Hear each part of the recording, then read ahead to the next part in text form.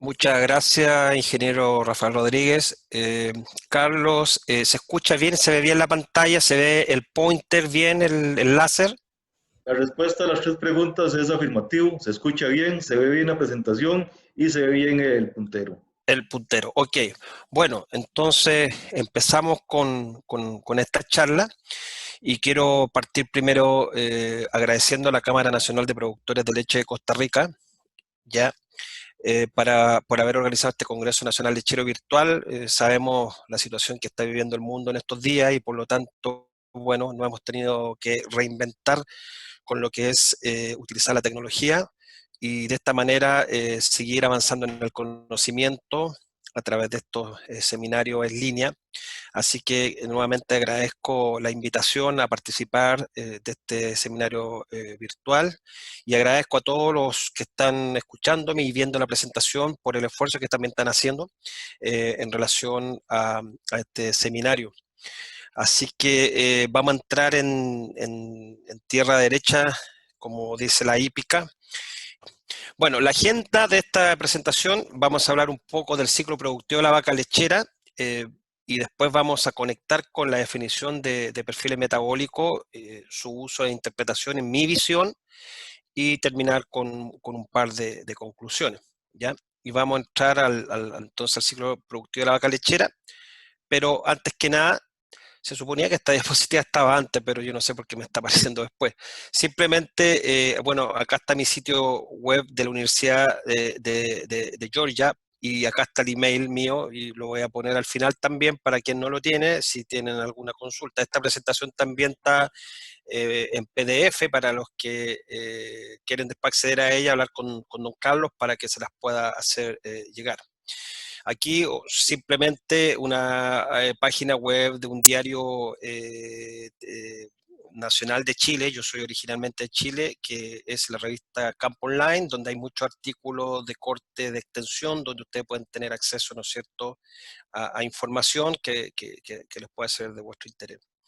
Y finalmente, mostrarle, esta es una página web que he desarrollado últimamente y que está en español y que va a estar en link con la página de la Universidad de Georgia, pero aquí ya está la página, pueden tener acceso a ella, acá está el link ya, y donde van a poder saber más acerca de mí, pero principalmente para que vean algunos cursos que también estamos ofreciendo y que en conjunto con Costa Rica sería interesante que pudiéramos explorar las posibilidades de estos cursos que son tanto online como presenciales cuando esta situación del COVID se acabe. También están las publicaciones, etcétera, así que pueden tener acceso a esta página. Bueno, simplemente recordarles que nos trae a este mundo del conocimiento para los que son los productores de leche y asesores, es porque queremos, ¿no es cierto?, mejorar productividad a través de una mejor producción de leche y una buena fertilidad.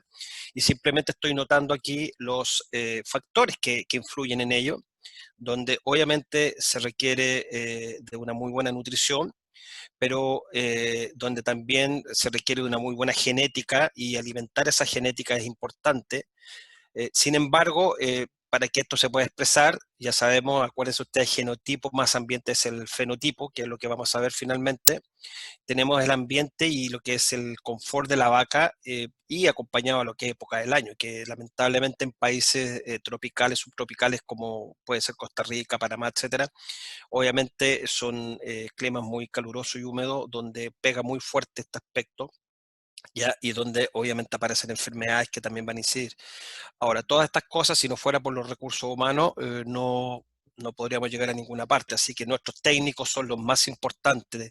Tenemos que gastar mucho tiempo en entrenar a nuestros trabajadores y a nuestros técnicos para que podamos llevar adelante una buena nutrición, un buen manejo genético y de reproducción, ¿no es cierto?, de inseminar a la vaca, detectar enfermedades en forma temprana, etcétera, etcétera. Así que esto lo tenemos que ver en un aspecto dinámico, en una forma, digamos, holística, como se dice literalmente. En cuanto al ciclo productivo de la vaca, recordemos que la vaca, ¿no es cierto?, pare y rápidamente ya empieza a producir leche en forma copiosa. Ven ustedes cómo esta curva ya a los 30 días hay vacas que ya están picando, ya hay vacas que están dando una gran cantidad de leche a los 30, 40 días. Sin embargo, ven ustedes que el consumo de la vaca es más lento, ¿ya? Y esto es una cuestión fisiológica per se. No es solamente el llenado del rumen, porque cuando la vaca pare ya no tiene el ternero adentro y ya tiene el espacio para que ese rumen se pueda llenar. Sin embargo, hay otros factores fisiológicos que hacen que la vaca no coma más rápido, ¿ya?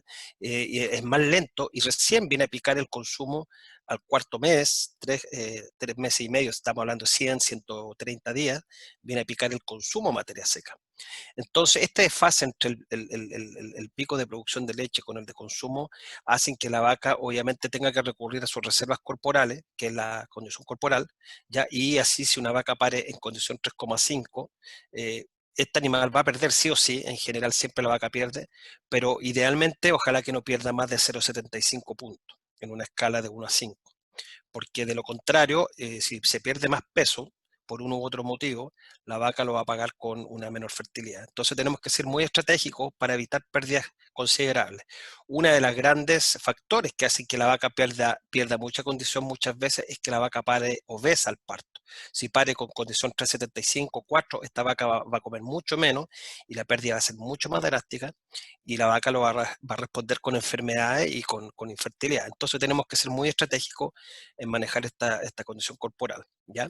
Y ven cómo nuevamente ya pasado el pic de producción, ¿no es cierto? Y la vaca ya subiendo su consumo de materia seca, eh, vemos que rápidamente ya llega a un nadir y empieza rápidamente a recuperar condición hacia, ¿no es cierto?, el secado, para nuevamente llegar a 3,25 y ganar un cuarto de punto en el periodo secado para que nuevamente esta vaca vuelva a parir con 3,5. Si logramos esto en todas nuestras vacas, vamos a estar todos felices, ganando mucho dinero, etcétera, pero lamentablemente muchas veces no es posible y hay animales que se nos desvían de esta situación normal. Y bueno, tenemos que estar preparados para detectar en forma temprana ese tipo de problemas. Entonces, nuevamente, veamos que este ciclo, realmente nosotros siempre hablábamos antes de que todo partía en el parto, sin embargo, todo parte en el preparto y ya en el secado podemos decir que también están partiendo las cosas, la lactancia de la vaca para su siguiente periodo productivo. Tenemos entonces el preparto con el parto y los primeros 20 días que son el posparto, y este es el periodo de transición que es el periodo más importante, yo diría, de la vaca, y si manejamos bien este periodo vamos a ver que la vaca se va a ir por un riel sin ningún problema, dando leche y preñándose, porque queremos, ¿no es Está. cierto? Perdón. Queremos seguir, queremos mejorar ¿no es cierto?, la fertilidad eh, después del periodo voluntario de espera, queremos optimizar la preñez, ¿ya? Pero recordemos que si hay, en los primeros 10 días hay muchos desórdenes por posparto del tipo hipocalcemia, hipomagnesemia, retención de membranas, metritis, mastitis, hígado graso, cetosis, desplazamiento, obviamente esto, eh, estas enfermedades van a estar determinadas por lo que ocurre en el preparto. Por lo tanto, si yo tengo mucha incidencia de estas enfermedades, no miren aquí, sino miren acá. Algo malo está pasando en el preparto, ¿ya? Y que está desencadenando esta gran cantidad de enfermedades. Muchas veces miramos aquí y no nos preocupamos de acá. Preocupémonos del todo, ¿ya? Y si tenemos muchas enfermedades, obviamente estas enfermedades indirectamente van a afectar la producción y la tasa de preñez posterior. El problema es que 90 días después o 3 meses después de esto, nadie se acuerda de que tuvimos estos problemas, le echamos la culpa al inseminador, y sin embargo no es culpa del inseminador el que no pueda optimizar esta tasa preñez, sino es culpa de nosotros que no manejamos bien la vaca en transición porque tuvimos muchas enfermedades. Entonces, esta es la clave de todo el ciclo productivo, ¿ya? Y si manejamos este periodo, estamos al otro lado, como dice el dicho, ¿ya? Para eso tenemos que monitorear o estar detectando, ¿no es cierto?, indicadores que nos permitan decir dónde estamos parados, si estamos haciendo bien las cosas o no, donde obviamente la nutrición es importante. Entonces, ¿qué es lo que ocurre, ¿no es cierto?, en este periodo de transición que es parte importante del ciclo productivo? Tenemos mayor pérdida de condición corporal, pueden aparecer muchos problemas clínicos si es que no manejamos bien este periodo, y dentro de los problemas clínicos muy asociado a la incidencia de problemas de tipo metabólico, ¿ya? Y por ende todo esto va a afectar la fertilidad. Este periodo de transición, entonces, este preparto de 21 días, considerando el parto y el posparto, se caracteriza por tremendos desafíos físicos, metabólicos, inmunitarios y hormonales que la vaca debe experimentar desde la gestación tardía a la lactancia temprana. ¿Qué es lo que ocurre aquí? El feto sigue creciendo. La vaca seca no da leche y nosotros no nos preocupamos muchas veces de eso y la mandamos al lugar más lejano y no la estamos observando. Sin embargo, el feto sigue creciendo. La vaca va bajando su consumo de alimentos, incrementa las demandas de glucosa, y la vaca, si no se alimenta bien, puede empezar a movilizar grasa antes de parir, y eso es fatal. Es fatal que una vaca empiece a movilizar grasa antes de parir. Y hoy en día tenemos métodos del tipo perfil metabólico que nos permiten decir, la vaca está movilizando grasa, y por lo tanto algo tenemos que hacer para evitar ese problema. También recuerden que aumentan las necesidades de calcio. ¿Por qué? Porque el feto está creciendo, sus huesos están creciendo y la vaca finalmente está en el proceso de calostrogénesis, sacando mucho calcio de la sangre hacia la leche, y por lo tanto es una de las enfermedades más típicas y comunes que la vaca, ¿no es cierto?, desarrolla, que es la típica fiebre de leche o hipocalcemia clínica.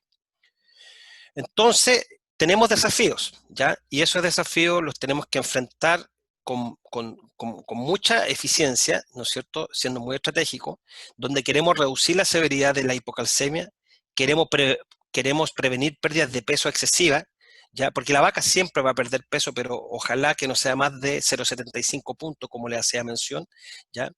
Debemos adaptar el rumen a mayores cantidades de concentrado y no pasar de la noche comiendo puro pasto a la mañana del día siguiente del parto comiendo grandes cantidades de concentrado. El periodo debe ser transicional, de cantidades intermedias de concentrado en el proparto antes de dar grandes cantidades de concentrado en el posparto. De lo contrario, la vaca va a sufrir de problemas del tipo acidosis ruminal. Entonces tenemos que prevenir la movilización grasa excesiva y la cetosis, que es una de las enfermedades metabólicas que afecta mucho al ganado lechero. Y queremos prevenir la inmunosupresión severa, porque siempre la vaca en este periodo tiene cierto grado de inmunosupresión, pero queremos prevenir la inmunosupresión severa, sobre todo porque cetosis y la movilización de grasa afectan mucho la inmunidad. Si prevenimos la cetosis, indirectamente estamos previniendo la inmunosupresión severa y las infecciones típicas del posparto, como puede ser la mastitis, la metritis y las neumonias. Y también queremos estimular al máximo el consumo de materia seca, porque como dijimos, existe un desfase grande entre el consumo y el pic de producción que hace que la vaca pueda perder mucho peso. Entonces, cuando vamos a un productor, ¿no es cierto?, pucha, él se preocupa de esto o nosotros tenemos que hacerle ver esto cuando no queremos invertir en programas de manejo de salud, ¿no es cierto?, y de prevención de enfermedades. Podemos hacerle ver que cuando tenemos mucha mastitis, porque no queremos invertir en un buen control del ambiente donde hay mucho barro y aumenta la carga bacteriana, ¿no es cierto?, si la vaca hace mucha mastitis, producto de que nuestro manejo ambiental es malo, vean cuánto cuesta un caso de mastitis en una vaca multípara: $426 en promedio, más o menos 80, y en una primípara 325. Si hay mucho barro o si no hemos controlado factores infecciosos que producen cojeras del tipo dermatitis digital o verruga peluda, vean cómo una cojera produce pérdida de $333 en multípara. Vean una metritis, 260. Vean una retención de membranas fetales, $313. Vean un desplazamiento de la omaso, ¿ya? A pesar de que hay gente que dice que en vacas de baja producción no existe, eso no es verdad, es que no lo sabemos diagnosticar, y cuando tenemos un desplazamiento de lavomaso, al menos en Estados Unidos, un desplazamiento de lavomaso cuesta $639. Mucho dinero. La cetosis y la hipocalcemia, vean cuánto cuesta. Entonces, cuando compartimos estos números, todos se asustan y vemos que hay una gran pérdida. Por lo tanto, el rol del asesor y el rol del mismo productor es saber que estas enfermedades producen muchas pérdidas, y mientras menos enfermedades tengamos, mejor, ¿no es cierto?, vamos a hacer del punto de vista de rentabilidad del negocio. Entonces, dentro de los desafíos, como la nutrición dijimos que era muy importante, aquí tenemos los aspectos que son, desde el punto de vista de la nutrición y del manejo alimentario, son claves para lograr una buena producción. Y como número uno he puesto alimentos de buena calidad. O sea, tenemos que partir alimentando a nuestros animales con alimentos de buena calidad. Si no ofrecemos buena calidad, vamos a estar siempre enfrentando situaciones de enfermedades o problemas. Después, en segundo, alimentar lo recomendado con dietas balanceadas, buen acceso a la comida, hora de entrega de la comida, espacio comedor, etcétera. Pero para mí, número uno, son alimentos de buena calidad en todo sentido, desde el punto de vista nutricional, ya sea su contenido proteico, su contenido de fibra NDF, etcétera, pero también su calidad organoléptica, entiéndase por ello alimentos que no vayan contaminados con hongo, no vayan contaminados con micotoxina o no vayan contaminados con plantas tóxicas. Entonces veamos, por ejemplo, vean este gluten feed, ya contaminado con hongos. Si empezamos a dar este tipo de alimentos, obviamente vamos a tener problemas de micotoxina, producto de que los hongos que están aquí están produciendo micotoxina y obviamente eso no va a ser bueno para el animal. Veamos esto, miren, esto es soya, ya, harina de soya o soja, y vean estos terrones, estas grandes aglomeraciones altamente contaminados con hongo, y me gustaría saber si es que la gente realmente elimina estas grandes aglomeraciones, las saca de este bank para no echarle al carro, o realmente va el tractorista y palea esto y lo echa al carro forrajero. Si lo echa, vean la bomba de hongo y de micotoxina que le vamos a estar dando a los animales, ¿ok? Y eso, y después vamos a andar reclamando que las vacas no dan leche, siendo que nosotros mismos le estamos dando esto, ¿ya? Y esto obviamente no debería ser. Vean maíz altamente contaminado con hongos. O sea, si yo doy esto, después no reclamemos por el grado de daño hepático que pueda tener el animal producto de las micotoxinas que pueden haber y animales que no van a responder bien a la dieta, producto de que va altamente contaminada la dieta. Eh, estos tipos de cubículos donde se acumula maíz, esto puede tener años acumulado, y si no limpiamos bien estas paredes, obviamente esto empieza a caer en el maíz, ¿no es cierto?, nuevo, y obviamente son los pequeños detalles que hacen la diferencia. Obviamente debemos limpiar de vez en cuando las paredes donde estamos guardando nuestros alimentos. Y hablando de forraje, ¿para qué decirles? Vean esta avena altamente contaminada, ¿no es cierto?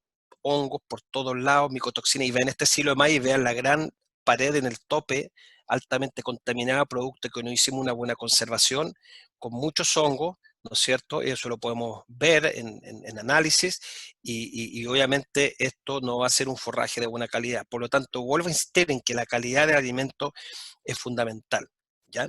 Y dentro de esto, como les decía, micotoxinas pueden afectar tanto los riñones como el hígado, el sistema nervioso, el tracto reproductivo, ¿no es cierto?, la parte digestiva y la piel de los animales, etcétera, donde hay más de 200 micotoxinas y lamentablemente conocemos algunas pocas, no sabemos del resto, ¿ya? Conocemos las típicas que han escuchado ustedes ahí, como aflatoxina, fumonicina, tricoteceno, ocratoxina, saralenona, algo, pero son 200, imagínense. Aquí tenemos solamente las más importantes, y que creemos siempre que porque le aplicamos secuestrantes de micotoxina vamos a solucionar el problema. No es así. Esto no se soluciona solo con ligante, esto se soluciona haciendo un buen silo primero. Y ocupemos el ligante como una ayuda al final si es que algo de micotoxina pasa. Pero si no damos buena calidad de alimentos, vamos a estar siempre lidiando con este problema. No crean que 10 gramos de un ligante o 20 gramos de un ligante les va a solucionar el problema si es que los alimentos van altamente contaminados. Entonces, mire, ven ustedes un estudio que yo hice en Chile en el año 2012, donde muestreamos lecherías de alto nivel, muy progresiva, y vimos que una buena noticia por un lado fue que la mayoría de las micotoxinas estuvieron bajo los niveles internacionales mínimo aceptados, excepto para los tricoteceros tipo B. Sin embargo, una mala noticia fue que todas las lecherías y alimentos tuvieron presencia de micotoxinas. Y le estoy hablando quizás de las mejores lecherías de Chile. Por lo tanto, si nosotros vimos esto, a pesar de que no encontramos aflatoxina, es otra buena noticia porque la aflatoxina afecta al humano, pero todas las lecherías y alimentos tuvieron presencia de algún grado de micotoxina. Entonces yo apuesto a que si hiciéramos ese estudio en lecherías de Costa Rica u otros países, nos podemos encontrar con sorpresa. Por lo tanto, tenemos que ser muy agresivos en tratar de hacer forrajes de buena calidad y en tratar de almacenar bien los alimentos para que no tengamos, ¿no es cierto?, la proliferación de hongos, porque les aseguro que se van a encontrar con sorpresas si es que hacen un screening de micotoxina en los alimentos que ustedes están utilizando. En esta tablita están los mínimos y máximos, los máximos aceptables para las diferentes micotoxinas y después lo pueden ver. La idea no es ver estos números en detalle, pero tienen esta tabla que les puede ayudar para poder ver si están con los mínimos aceptables, máximos aceptables, perdón. El otro punto es que los silos, entiéndase por ello principalmente silo de maíz, no solamente las micotoxinas son nocivas, sino también tenemos algunas levaduras que pueden ser nocivas. ¿Ya? Y las levaduras son las típicas microorganismos que generan los focos calientes cuando estamos en los silos sacando la cara expuesta. Si ocupamos un termómetro infrarrojo, vamos a ver estos focos rojos calientes, es porque esas zonas del silo tienen acceso al oxígeno y rápidamente proliferan las levaduras y empiezan, ¿no es cierto?, a fermentar parte de ese silo que ya está fermentado, pero empiezan a haber fermentación indeseable y producen esos focos calientes y esas levaduras obviamente se han asociado a menor producción, menor fertilidad, menores sólidos en la leche. Y vean ustedes que aún en lecherías de Estados Unidos, vean que resulta que el máximo aceptable de levadura es hasta 1.000.000 de unidades formadoras de colonia. Fíjense que sobre 1.000.000 en muestras de un laboratorio de Estados Unidos, más del 50% de las muestras, cerca del 55% de las muestras tuvieron más de 1.000.000 de unidades formadoras de colonia y el 30% tuvo más de 10 millones de unidades formadoras de colonia, lo cual es altísimo. Eso fue en el 2018 y en el 2019 36,7% tuvieron más de 10 millones de unidades formadoras de colonia de levadura. Así que vean ustedes que estamos aún en lechería de Estados Unidos, tenemos este problema y me gustaría desafiarlo a ustedes, ver si pueden hacer recuento de levadura en su silo y ver con qué sorpresas nos podemos encontrar, porque estas levaduras generan focos calientes y obviamente le generan problemas a la vaca.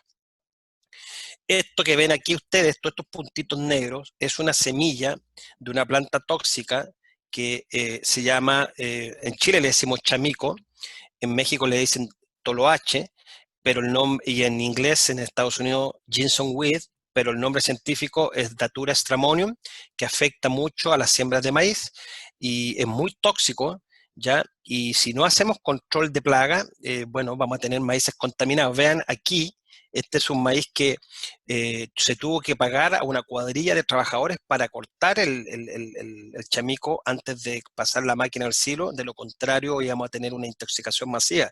Ahora, por no querer gastar en un control de maleza, se tuvo que gastar en gente para cortar esto y al final el remedio salió más caro que la enfermedad. Así que tratemos de evitar este problema porque este chamico y sobre todo su semilla, que es esta, es muy tóxica para el ganado. ¿Ok? Produce daño hepático y produce otro tipo de problemas que lamentablemente cuando lo vemos ya es muy tarde. ¿Ok? Entonces, tenemos que tener presente eso. Segundo, dijimos adaptación del rumen en términos de periodos de nivel intermedio de concentrado en el preparto para no generar acidosis. Tenemos que adaptar la microflora ruminal que tiene que pasar de bacterias que son celulolíticas a bacterias que van a fermentar el almidón. Esto no toma un día, toma 4 o 6 semanas, así que no de la noche a la mañana le podemos dar grandes cantidades de concentrado. Tenemos que dar una cantidad intermedia para que pasemos, ¿no es cierto?, en forma, ¿no es cierto?, lenta, porque toma 4 o 6 semanas la adaptación entre microflora celulolítica a las bacterias que van a fermentar el almidón. Entonces queremos cambios moderados de pH, no queremos cambios bruscos de pH. Y para eso las dietas completas, las TMR, las Total Mixed Ration, que ustedes lo han visto en inglés, lo más probable, nos ayudan mucho. ¿Ya? Estas bombas de concentrado que damos en la sala de ordeña a veces, imagínense una vaca que parió recién y no le dimos nada antes, y de la noche a la mañana le damos 4 o 5 kilos de concentrado a la sala de ordeña. Eso es una bomba que lo van a pagar con acidosis y lo van a pagar con baja materia grasa de la leche. Así que tenemos que ser cuidadosos. Las dietas completas ayudan bastante. Yo sé que un carro forrajero es caro, pero si no tenemos carro y vamos a dar concentrado, empecemos a dar concentrado antes de parir para que vamos adaptando el rumen. El uso de probióticos y levaduras, pero levaduras no las nocivas que estábamos viendo delante, sino levaduras del tipo Saccharomyces cerevisiae, ayudan también a controlar en parte la acidosis, pero tenemos que adaptar el rumen. ¿Por qué? Porque la función del rumen depende de una población estable de bacterias y protozoo, y esta estabilidad se logra con una dieta también estable y con alimentos de buena calidad. ¿Por qué? Porque cantidad excesiva de carbohidratos van a significar que va a haber un crecimiento excesivo de bacterias que producen ácido láctico, que es un ácido que es muy agresivo y produce daño de las paredes del rumen, va a bajar el pH ruminal y vamos a tener animales con problemas, donde el rumen se va a ver afectado con hemorragia, van a haber invasión sistémica de, de bacterias, de lipopolisacáridos de bacterias gram negativas que son destruidas por los ácidos, producto, ¿no es cierto?, las típicas, perdón, endotoxinas, y vamos a tener también abscesos hepáticos, ¿ya? El animal también va a tener depresión, diarrea, timpanismo, etcétera, deshidratación. Entonces, rápidamente, es para mostrarles que estos estados acidóticos es producto de que estamos dando en forma copiosa una gran cantidad de carbohidratos y no hemos hecho una adaptación del rumen. Queremos evitar esta gran producción de ácido láctico que lleva, ¿no es cierto?, a la muerte de las bacterias gram negativas, liberan endotoxina y se produce mucha histamina, mucha vasoconstricción, y también van a producir cojeras del tipo laminitis en las vacas.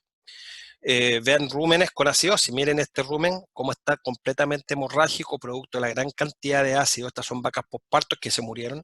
Vean la gran cantidad de ácidos que destruyó toda la pared del rumen.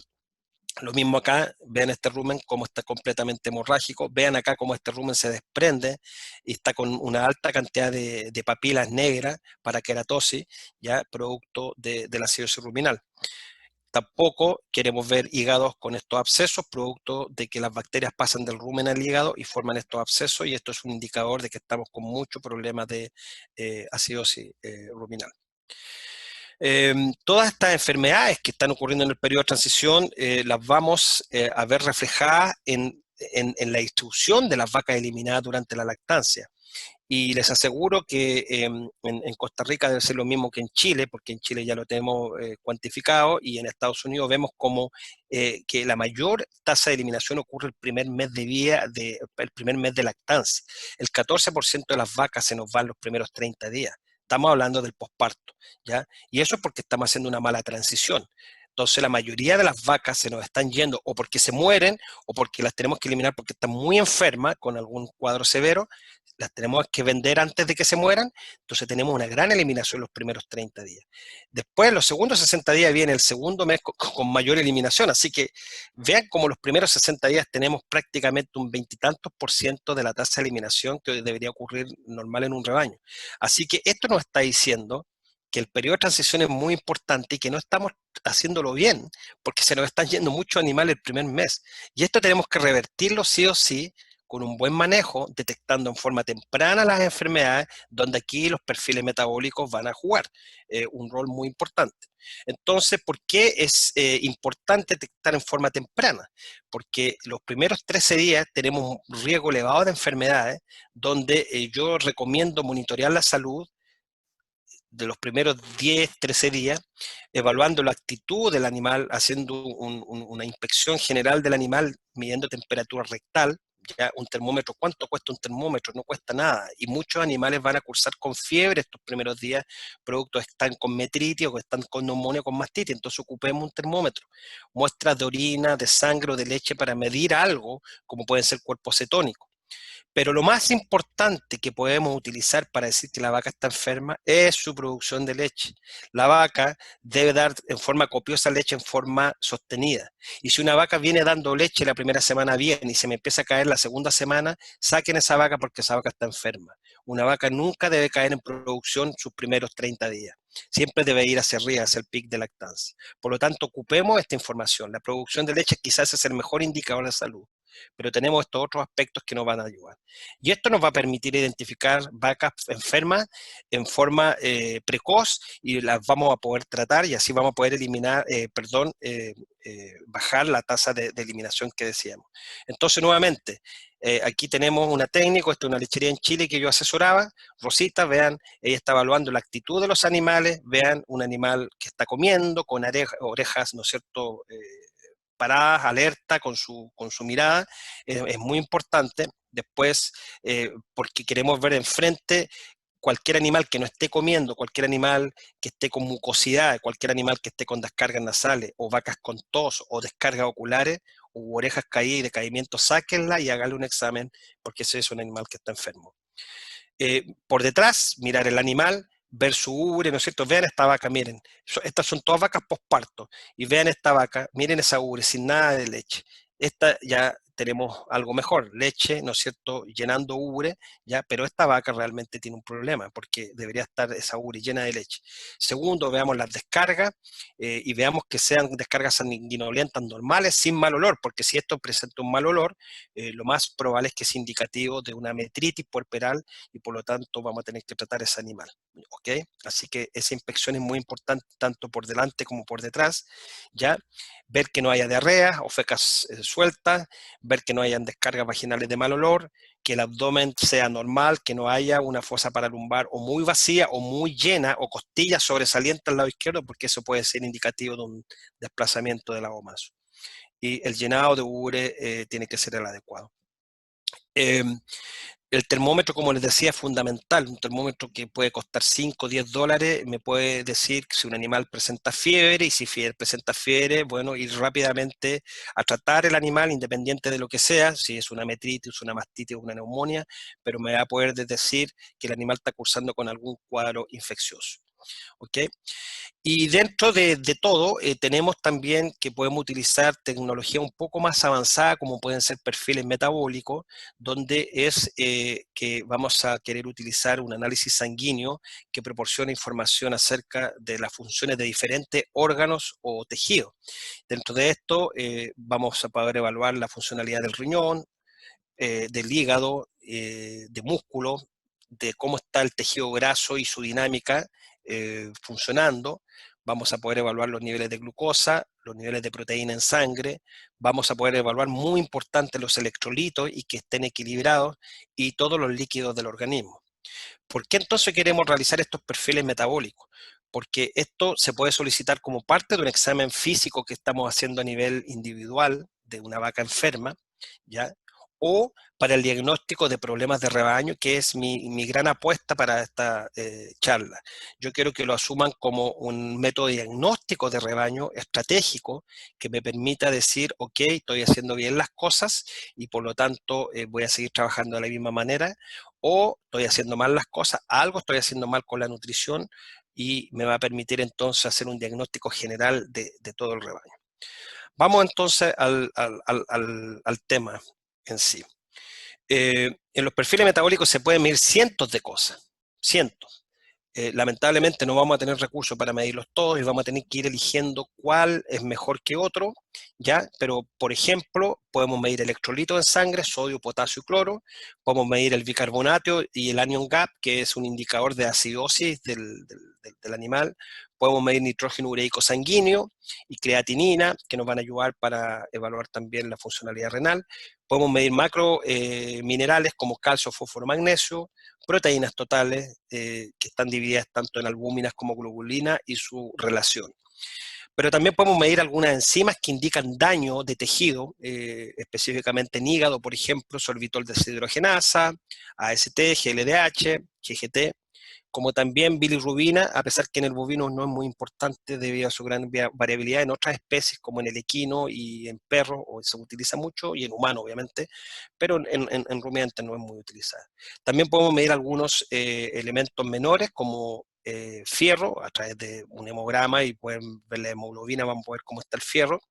Pero el selenio también, que es muy importante como parte de la enzima glutatión peroxidasa, que juega un rol fundamental en el estrés oxidativo, y por lo tanto selenio es igual a buenas defensas, y por lo tanto tenemos que muchas veces ver si estamos aportando la cantidad adecuada de selenio, o estamos aportando por otro lado un exceso de selenio, que también es malo. Ambos extremos son malos. Podemos intoxicar a los animales con selenio si estamos dando mucho selenio. Así que cuidado con eso también. Podemos ver también en la parte de grasas, ¿no es cierto? Medir colesterol, medir triglicéridos y los famosos ácidos grasos no esterificados, o NIFA, ¿ya? Y también glucosa y beta-hidroxibutirato como un cuerpo cetónico fundamental. Son tres los cuerpos cetónicos: acetona, acetoacético y beta-hidroxibutirato. Hoy en día se ha visto que midiendo a beta-hidroxibutirato en sangre quizás es el mejor indicador. Y creatinina quinasa como indicador de daño muscular. Vamos viendo un poco cómo podemos ir utilizando en forma estratégica estos perfiles. Existen perfiles, paneles hepáticos, donde podemos medir específicamente un par de enzimas hepáticas, como la aspartato aminotransferasa. También podemos medir los cuerpos cetónicos. También podemos medir esta enzima hepática, que es indicador de daño hepático crónico, en el caso, por ejemplo, de acúmulo de mucha grasa, de hígado graso, o también de distomatosis, fasciola hepática. Vamos a poder tener elevados niveles de GGT, porque esta enzima es producida en los canalículos biliares, y ahí es donde se ocurre la inflamación, y vamos a tener este aumento de la GGT, ¿ya? Y también podemos ver los NIFA y estas dos enzimas, ¿no es cierto?, GLDH y SDH, y las proteínas totales. Ese es un panel hepático, por ejemplo. También podemos pedir un panel renal si estamos sospechando algún problema de riñón, midiendo albúmina. Si las albúminas están altas, puede ser porque eh, en el caso, perdón, si están bajas, es por un daño hepático, pero también puede ser por un daño renal, donde está el riñón está excretando, está eliminando mucha albúmina, cosa que no debería hacer, y eso nos va a dar una indicación. Medir bicarbonato, calcio, cloro, creatinina junto al nitrógeno ureico son claves para medir daño renal, y también los electrolitos, porque el riñón cumple un rol fundamental a la hora de equilibrar los electrolitos en el organismo. Así que este es un panel renal, por ejemplo, ¿ya? Uno puede generar su propio panel y ver cuáles son los más importantes. Y el otro es el que al cual yo quiero darle mucha importancia, es el panel transición, que se llama, y que viene de los estudios que llevaron adelante la gente de Cornell en estos últimos 10 años, ¿ya? Donde se miden principalmente 4 cosas, que es el beta-hidroxibutirato en suero, los ácidos grasos no esterificados NIFA en suero, selenio, si quiero medir selenio, eso se mide en sangre total. Tiene que ser con un anticoagulante con ETA para medir la actividad de sangre de la glutatión peroxidasa, para medir selenio. Y también podemos medir la vitamina E, que también se mide en suero. La gente con él principalmente recomienda solamente estos dos para ver la parte energética, pero yo diría que agregar selenio y vitamina E es muy importante, porque vamos a ver la parte inmunitaria muy fuerte con estos dos, y puede dar un muy buen complemento al resto. Entonces, este panel transición, quiero un poco, ¿no es cierto?, detenerme aquí, porque vamos a ver por qué es importante el panel transición desde el punto de vista de la energía, ¿ya? Porque el animal empieza a movilizar grasa, como dijimos, alrededor del parto y después del parto. Esto está marcado por una baja cantidad de insulina, una alta cantidad de glucagón y liberación de ácido graso a partir de los NIFA, ¿ya? Quiero mostrárselo a través de este diagrama mejor, para que entendamos mejor. Tenemos el tejido adiposo, que son los adipocitos, donde tenemos los famosos triglicéridos. Se llaman triglicéridos porque es una molécula de glicerol con 3 ácidos grasos de cadena larga, por eso triglicéridos, ¿ya? Y esas son las grasas que están acumuladas, ¿no es cierto?, en el tejido adiposo. Tenemos la sangre, tenemos el hígado, tenemos la glándula mamaria, el músculo, ¿ya? Bueno, cuando el animal, ¿no es cierto?, se acerca a su parto, empieza a bajar la glucosa, ¿ya? Y cuando empieza a producir el calostro, empieza a bajar la glucosa, porque se empieza a ir a la leche, empieza a bajar la insulina, aumenta el glucagón y la epinefrina, y estas estimulan esta enzima que se llama lipasa hormonosensitiva, que destruye, ¿no es cierto?, el link, ¿no es cierto?, de los ácidos grasos con el glicerol, destruye, ¿no es cierto?, este link, y libera esos ácidos grasos a la sangre como NIFA, ¿ya? Y esos NIFA por la sangre, pueden ir a la glándula mamaria a formar parte de la grasa de la leche, ¿ya? Y también van al hígado, pasa la sangre por el hígado, y el hígado capta, ¿no es cierto?, estos hígados grasos, estos ácidos grasos, ¿ya?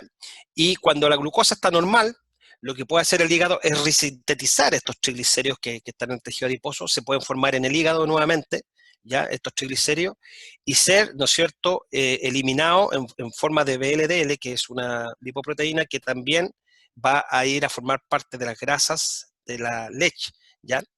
Y esto es lo normal que hace una vaca y que hace un mamífero, ¿ya? Esto es lo que debería estar ocurriendo en forma normal, ¿ya? El tema es que cuando hay obesidad o estrés, ¿ya? Cuando la vaca está muy gorda o cuando tenemos un estrés ambiental o cuando tenemos una enfermedad, el animal libera mucho más nifas y hay mucho más ácidos grasos que son captados por el hígado. Y por ese hecho, el animal puede desarrollar una gran cantidad de triglicéridos y formar el famoso hígado graso o fatty liver en inglés, ¿ya? ¿Ya? Entonces, esa grasa acumulada en el hígado destruye el hígado y el hígado no va a funcionar y vamos a tener grandes problemas y eso lo vamos a poder detectar quizás con un perfil metabólico porque las enzimas hepáticas van a estar altas, ¿ya? Por otro lado, la glucosa, la poca glucosa que hay, se va a ir, ¿no es cierto?, tanto a la leche, a formar la lactosa, como va a querer ir al músculo y al hígado. Pero la vaca va a hacer algún grado de insulina resistencia, no va a permitir que la glucosa entre al hígado porque la vaca quiere que la glucosa se vaya a la glándula mamaria para dar leche, para formar lactosa. Y como no puede entrar la glucosa ni al hígado ni al músculo, vamos a tener bajos niveles de glucosa en el hígado y la vaca va a empezar a oxidar esta grasa en forma rápida, pero si la glucosa ahora es muy baja en el hígado, producto de que se fue mucha glucosa a la glándula mamaria, ¿ya? Lo que hace el animal es que bloquea este ciclo y empieza a formar cuerpos cetónicos. Entonces aquí se mezclan las dos enfermedades, la cetosis con el hígado graso, producto de que tenemos poca glucosa disponible en el hígado, producto de que la vaca hace una insulinoresistencia, ya que la vaca quiere que la glucosa se le vaya a la glándula mamaria para dar leche. Espero que eso le haya hecho entender mejor todo lo que está ocurriendo en una vaca de transición, bien complejo, para que vean por qué las vacas se enferman. Estos cuerpos cetónicos y estos NIFA, ¿no es cierto?, en exceso, hacen que las células de la inmunidad se vean muy afectadas y ocurra una inmunosupresión muy marcada, y por eso esta vaca también se enferma más de mastitis, de metritis y de neumonía. Entonces tenemos estos NIFA elevados alrededor del parto, pero queremos que no sean tan elevados, ¿ya? Lamentable sería terminar con una vaca con estas condiciones. Vean este hígado lleno de grasa. El color del hígado debería ser ese. Ver este hígado con hígado graso severo, producto de que este animal tiene cartado en una situación de mucho estrés, liberando mucha grasa de su tejido adiposo y que se fue a acumular todo al hígado. Lamentablemente terminó así la vaca, en una necropsia, ¿ok? Entonces, una forma sería medir los NIFA y los cuerpos cetónicos como los más importantes para ver cómo está la nutrición energética, cómo estamos manejando nuestra vaca. Medir NIFA hoy en día cuesta entre 4 y 6 dólares un análisis, pero yo creo que esto va a ir bajando en el tiempo y medir cuerpo cetónico en sangre puede costar del orden de 2 dólares. No estoy proponiendo medirlo en todas las vacas, pero sí les voy a proponer en forma estratégica cómo hacerlo para que le podamos sacar provecho a esta tecnología. Podemos medir cuerpos cetónicos también en orina, como son las tiras reactivas de ciertas compañías que miden acetoacetato. Podemos medir beta-hidroxibutirato en leche, que también son pruebas semi-cuantitativas, ¿no es cierto?, colorimétricas semi-cuantitativas, pero podemos medir también beta-hidroxibutirato en sangre, que hoy en día está muy de moda. Están estos medidores electrónicos que están, ¿no es cierto?, en esta empresa es las que los proporciona, porque los métodos antiguos de Abbott y Precision ya no están disponibles para veterinarias, sino solamente para la parte humana. Así que tenemos estos para la parte veterinaria y estas tiras del orden de 2 dólares nuevamente, pero ayudan mucho, ¿no es cierto?, el diagnóstico temprano. ¿Ya? Y aquí va el por qué NIFA y VHB. Estos son los estudios de Cornell nuevamente, y vean que si, por ejemplo, los clásicos estudios de Ospina, en un animal, si una vaca en el preparto le medimos NIFA y sus NIFAs son mayores a 0,3 miliequivalentes por litro, esa vaca va a tener 2 veces más probabilidades de enfermarse, esa vaca va a tener 14-18% menos de tasa de preñez y va a producir 600 kilos menos de leche. Si la medimos en el preparto y tenemos ese valor. Si la medimos en el posparto ahora y los NIFAs son mayor a 0,7 miliequivalentes, esa vaca va a tener 4 veces más posibilidades de enfermarse, 14-18% menos de tasa de preñez y 600 kilos menos de leche también. Y si medimos los cuerpos cetónicos, el VHB, en el posparto, y la vaca mide más de 10 miligramos por decilitro o 1,2 milimoles por litro, también esa vaca va a tener 4 veces más posibilidad de enfermarse, menor fertilidad y menor producción de leche. Eso es a nivel de individuo, una vaca, ¿ya?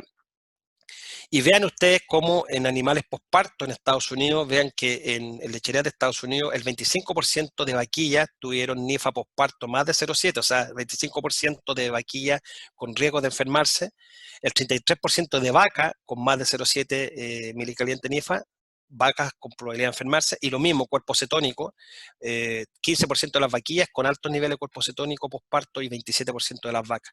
O sea, estamos hablando de lecherías de Estados Unidos, y tienen una gran cantidad de animales con posibilidad de enfermarse. Ahora, el más importante para mí a nivel de rebaño, ¿qué pasa si yo considero estratégicamente 15 vacas preparto y 15 vacas posparto como estrategia de rebaño para ver cómo está nuestro manejo nutricional, sobre todo desde el punto de vista energético? Vamos a medir 15 vacas preparto y 15 vacas posparto, ¿ya? Y si de estas 15 vacas, 3 o más vacas tienen más de 0,3 mil equivalentes de NIFA en el preparto, vamos a ver que ese rebaño va a tener 1,2% menos tasa de preñez, va a tener 1,4% más de enfermedades y va a tener 240 kilos de leche menos por vaca. Si por otro lado en el posparto, cuando mostramos las vacas posparto, 3 de las 15 vacas, 3 o más animales de las 15 mostradas tienen más de 0,7 mil equivalentes de NIFA, vamos a tener lo mismo, menos fertilidad, más enfermedad y menos producción. Y lo mismo con cuerpo cetónico, menos fertilidad, más enfermedades y menos producción. Por lo tanto, esta estrategia de medir 15 animales preparto y 15 animales posparto y ver cómo están tanto los NIFAs preparto como el VHB posparto, yo me diría NIFA preparto y VHB posparto, que es más barato, con eso voy a poder ver en forma bastante rápida cómo está la nutrición energética para poder tomar medidas, ¿no es cierto?, si es que tengo más de 3 animales positivos a estos metabolitos. ¿Ok? Y vean Estados Unidos, miren, de una gran cantidad de rebaños, se vieron que en el 65% de los predios muestreados, tuvieron más de 15% de las vacas enfermas. De esas 15 vacas que ellos muestraron, solo el 35% de los rebaños cumplió con una vaca, ¿no es cierto?, con menos de 15% de vacas enfermas, ¿ya? Y si lo vemos del punto de vista de que si tenemos más animales con altos NIFA, vamos viendo que la probabilidad de enfermedades aumenta. Lo mismo ocurrió para beta-hidroxibutirato en el posparto.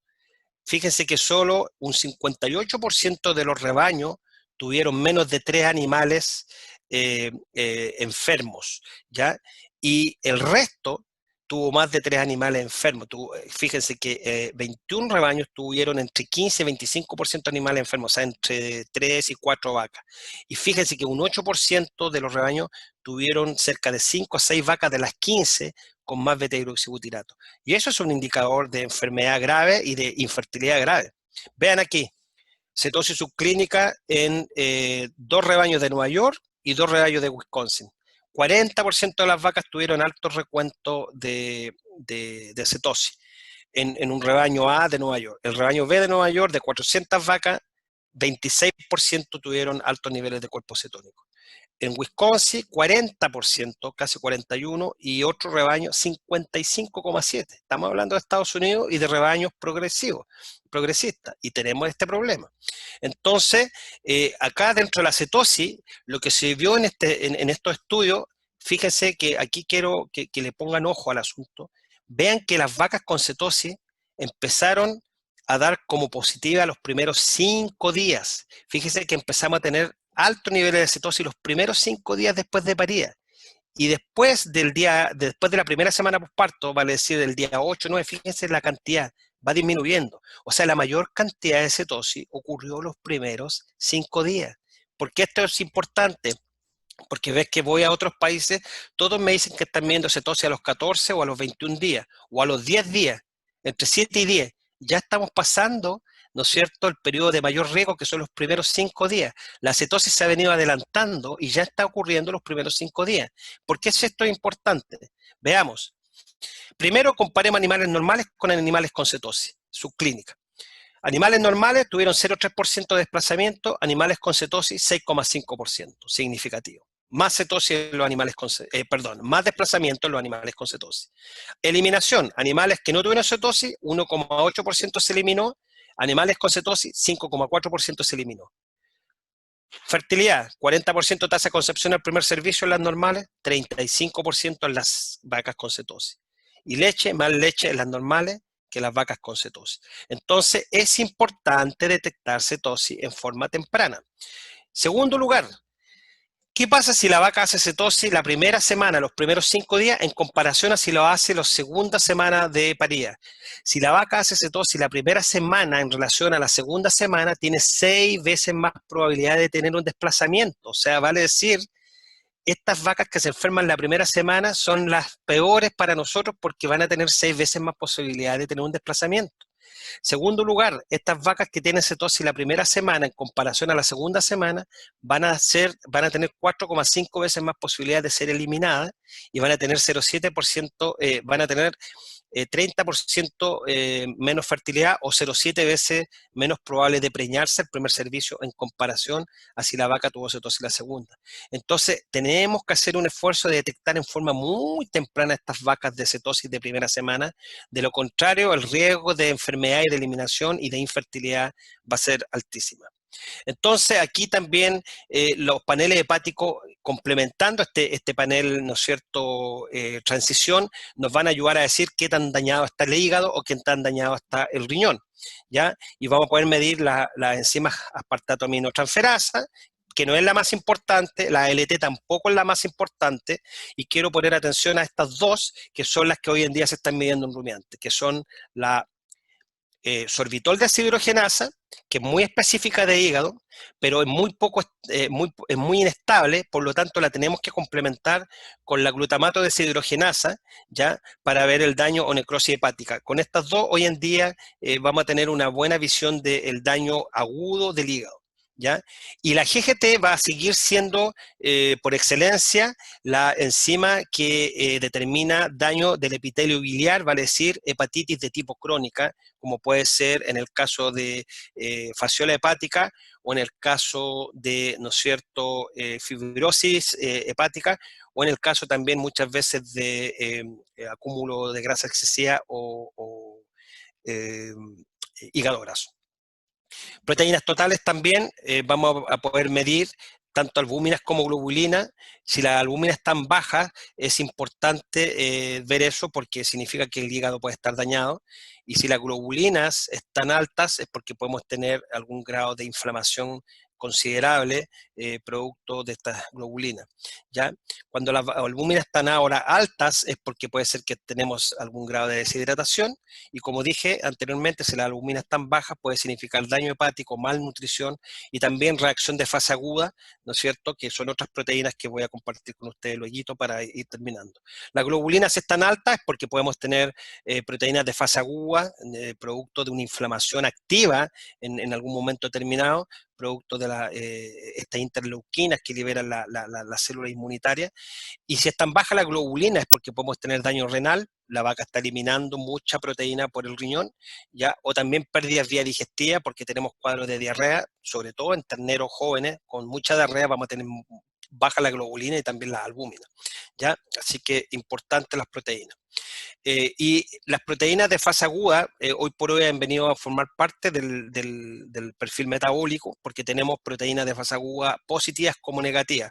Cuando hay una inflamación activa podemos tener aumentos de estas que son las positivas, y las más importantes son la aptoglobina y la amiloide acérica. Si tenemos elevadas estas es porque tenemos una inflamación activa en el momento, ¿ya? Así que considerémosla. El fibrinógeno también, pero es más asociado a fases agudas y a inflamaciones de tipo crónica. Y si por otro lado tenemos menor cantidad de albúmina y menor cantidad de transferrina, también significa que tenemos una inflamación activa. Por eso se llaman proteínas de fase aguda negativas, porque cuando hay una inflamación, estas disminuyen, y cuando hay inflamación, estas aumentan. En el bovino, aptoglobina y amiloide acérica son las más comunes, proteínas C reactivas y ceruloplasmina se miden más en otras especies. ¿ya? En el caso del amonio, queremos ver el catabolismo de los aminoácidos, ¿no es cierto?, en lo que es el panel hepático, junto a la bilirrubina, y si tenemos un amonio elevado es porque podemos tener un daño hepático que no está sintetizando urea, porque el amonio que se produce en el rumen y que va a pasar al hígado, el hígado lo va a transformar en urea, pero si el hígado está dañado no va a haber urea y por lo tanto va a haber exceso de amonio, o cuando hay intoxicación por urea vamos a tener una gran cantidad de amonio circulando cuando damos exceso de urea y tenemos intoxicación por urea. Que esté bajo el amonio es raro, ya, pero la urea sí se puede utilizar como indicador de falta de proteína o exceso de proteína más que el amonio. Y bilirrubina, como les decía, no es importante, así que no lo consideramos mucho como indicador de función hepática en el rumiante. Electrolitos, nuevamente, sodio, vamos a medir, ¿no es cierto?, si hay exceso es porque puede haber una deshidratación o intoxicación por sal o falta de agua, y si hay déficit es porque hay diarrea, daño renal, peritonitis, intoxicación por agua. Si el potasio está en exceso, en el caso de diarrea en ternero es típico que el potasio está elevado, y en el caso de obstrucciones digestivas y desplazamiento del agomazo, el potasio está bajo en vacas adultas con estas obstrucciones. En el caso del cloro, el exceso significa acidosis y o pérdida de bicarbonato, y en el caso de déficit significa una alcalosis metabólica por incremento de bicarbonato. Bicarbonato lo mismo, sirve para medir acidosis metabólica, ¿no es cierto? El bicarbonato va a estar bajo, ¿ya? Y alcalosis metabólica, el bicarbonato va a estar alto, o cuando hay secuestro de HCl, ¿ya? En el caso de acidosis metabólica láctica, ¿no es cierto? Y acidosis hiperclorémica por pérdida de bicarbonato, es típico en la diarrea de los terneros, y por lo tanto van a ser electrolitos que vamos a tener que corregir dando más bicarbonato para evitar la acidosis metabólica que mata finalmente al ternero, que es lo más grave. Más que la bacteria y más que el antibiótico, tenemos que solucionar la acidosis metabólica en el ternero, de lo contrario, eso nos va a matar el ternero. Eh, Calcio, algunos macrominerales, podemos medirlo total, y hoy por hoy se está midiendo más el ionizado, ¿ya? En los cuadros de hipocalcemia. Fósforo también es algo que se está midiendo. La hiperfosfatemia es rara, pero la hipofosfatemia, bajos niveles de fósforo, tenemos cuadros de hipofosfatemia posparto o hemoglobinuria posparto, o bajo consumo en caso de animales a pastoreo y que no se suplementa el fósforo, podemos tener problemas de deficiencia de fósforo. Magnesio, simplemente decirles que cuando tenemos mucha hipocalcemia de tipo en media lactancia, a los 100 días, miden el magnesio, porque muchas de estas hipocalcemias son secundarias a hipomagnesemia en vacas de 100 días, ¿no es cierto? Si están teniendo la típica fiebre de leche en vacas de 100 días, lo más probable no es que le falte calcio a la vaca en la nutrición, sino que ustedes están dándole poco magnesio, y por haber poco magnesio, la aparato hormona no está trabajando, y por eso está produciendo hipocalcemia secundaria. Así que más que calcio, tienen que dar magnesio en esas vacas de media lactancia con problemas de hipocalcemia. Producto de hipomagnesemia debido a exceso de potasio y nitrógeno en la pradera, típico de la tetania de transporte o tetania de pradera. Entonces, para terminar, ya que veo que para mí son las 9:10 acá, para ustedes son las 7:10, acá tienen los datos de los diferentes metabolitos que podemos medir en sangre, tanto en preparto, sus valores normales, como en posparto, como en media lactancia. Eso lo pueden copiar después y tenerlo como alternativa. Como les decía, GLDH hoy por hoy es mucho más importante que AST y GGT en la parte crónica, ¿ya? Y nuevamente, NIFA y VHB para los perfiles en transición son los más importantes, ¿ok? A modo de ejemplo, quiero mostrarles de un rebaño particular lo que yo hago o hice en algunos campos cuando estuve en Chile, y bueno, lo sigo haciendo en campos, pero esto es bien antiguo ya, pero esto es del año 2013, pero en este caso mostramos 1, 2, 3, 4, 5, 6, 7 vacas preparto, y le vimos, por ejemplo, fíjense que ahí le están viendo AST, yo ya les estoy recomendando que tienen que medir GLDH y sorbitol de deshidrogenasa, pero aún así, bueno, está normal la cantidad de AST, por lo tanto puedo decir que no hay daño hepático. El calcio también estaría dentro de lo normal en el preparto, el magnesio igual, estos son los valores de referencia. Sin embargo, me di cuenta que aquí había mucho fósforo. Fíjense que hasta 2,3 milimoles por litro, y estábamos sobre 2,3 casi todas las vacas. Así que puede ser que estuviéramos aportando más fósforo de lo que la vaca requiere. Yo creo que todos tienden a dar más fósforo de lo que requiere la vaca, y eso es malo porque nos puede inducir una hipocalcemia secundaria también, así que hay que tener cuidado, ¿ya? Las proteínas en general, bien, y las albúminas con globulina, que son las proteínas en conjunto, sus sumas también, pero nuevamente acá la urea me dio un indicador de que puede ser que estemos alimentando exceso de proteína, ya porque tenemos valores un poquito elevados al final, no tanto, pero vamos a ver en el siguiente, en las pospartos, que sí hay mucha urea. Y quiero hacer mención al potasio, en que todas las vacas tuvieron elevado potasio. Y no es porque haya habido una hipercalemia producto de alguna enfermedad. Esto es simplemente porque no se tuvo cuidado en la toma de muestra. Esto es simplemente hemólisis de los glóbulos rojos y hace que aumente el potasio en forma artificial, y por lo tanto, por eso todas las vacas tuvieron valores elevados de potasio. No es una situación patológica, sino una situación de que tomamos mal la muestra y hubo hemólisis de las muestras. La muestra se tiene que tomar y se tiene que centrifugar lo antes posible para que evitemos la hemólisis. En cuanto a la GGT, está todo normal, por lo tanto podemos decir que no hay daño crónico del hígado. Y en la glutatión peroxidasa sabemos que tenemos dos vacas con bajos niveles, por lo tanto me podría estar preocupando de que a lo mejor me está faltando selenio y por ende estar afectando la inmunidad. Y en cuanto a BHB, todo normal, no había ninguna vaca con exceso de BHB, por lo tanto me quedo tranquilo desde el punto de vista de cetosis, pero sí puedo decir que hay un poco de niveles bajos de selenio, y puedo decir que hay un poco de hiperfosfatemia, lo cual pudiera estar afectando el calcio, ¿ya? Ese es el preparto. En el posparto, disculpen que se ve medio borroso, pero nuevamente hígado sano en cuanto a la ST. Calcio, vean que tengo 3 vacas con hipocalcemia, menos de 2, y tengo 4 normales, y puede ser nuevamente porque tengo exceso de potasio, perdón, de fósforo, ¿ya? Si tengo exceso de fósforo, puedo estar incidiendo en el calcio y tener una hipocalcemia. Así que veamos si no estamos aportando fósforo en forma excesiva, ¿ya? Magnesio en general normal. Las proteínas totales, tanto albúmina como globulina normal, pero la urea me encuentro que, fíjense, 1, 2, 3, 4, 5, 6 de las 7 vacas presentan más de 7 milimoles por litro, por lo tanto esto puede estar diciendo que estamos aportando mucha proteína en la dieta, lo cual no tiene sentido, es caro, y en segundo lugar, acuérdense que la urea después nos puede afectar la fertilidad si es que sigue alta. Así que esto me da una señal de que tenemos que ajustar la dieta desde el punto de vista de la proteína. La GGT nuevamente, hígado sano, no hay daño, ¿no es cierto?, crónico del hígado. Nuevamente el potasio alto, pero por una cuestión de, nuevamente insisto, que esto es hemólisis, es muy raro que haya hipercalemia en todos los animales, esto es un indicador de una muestra mal tomada, ¿ya?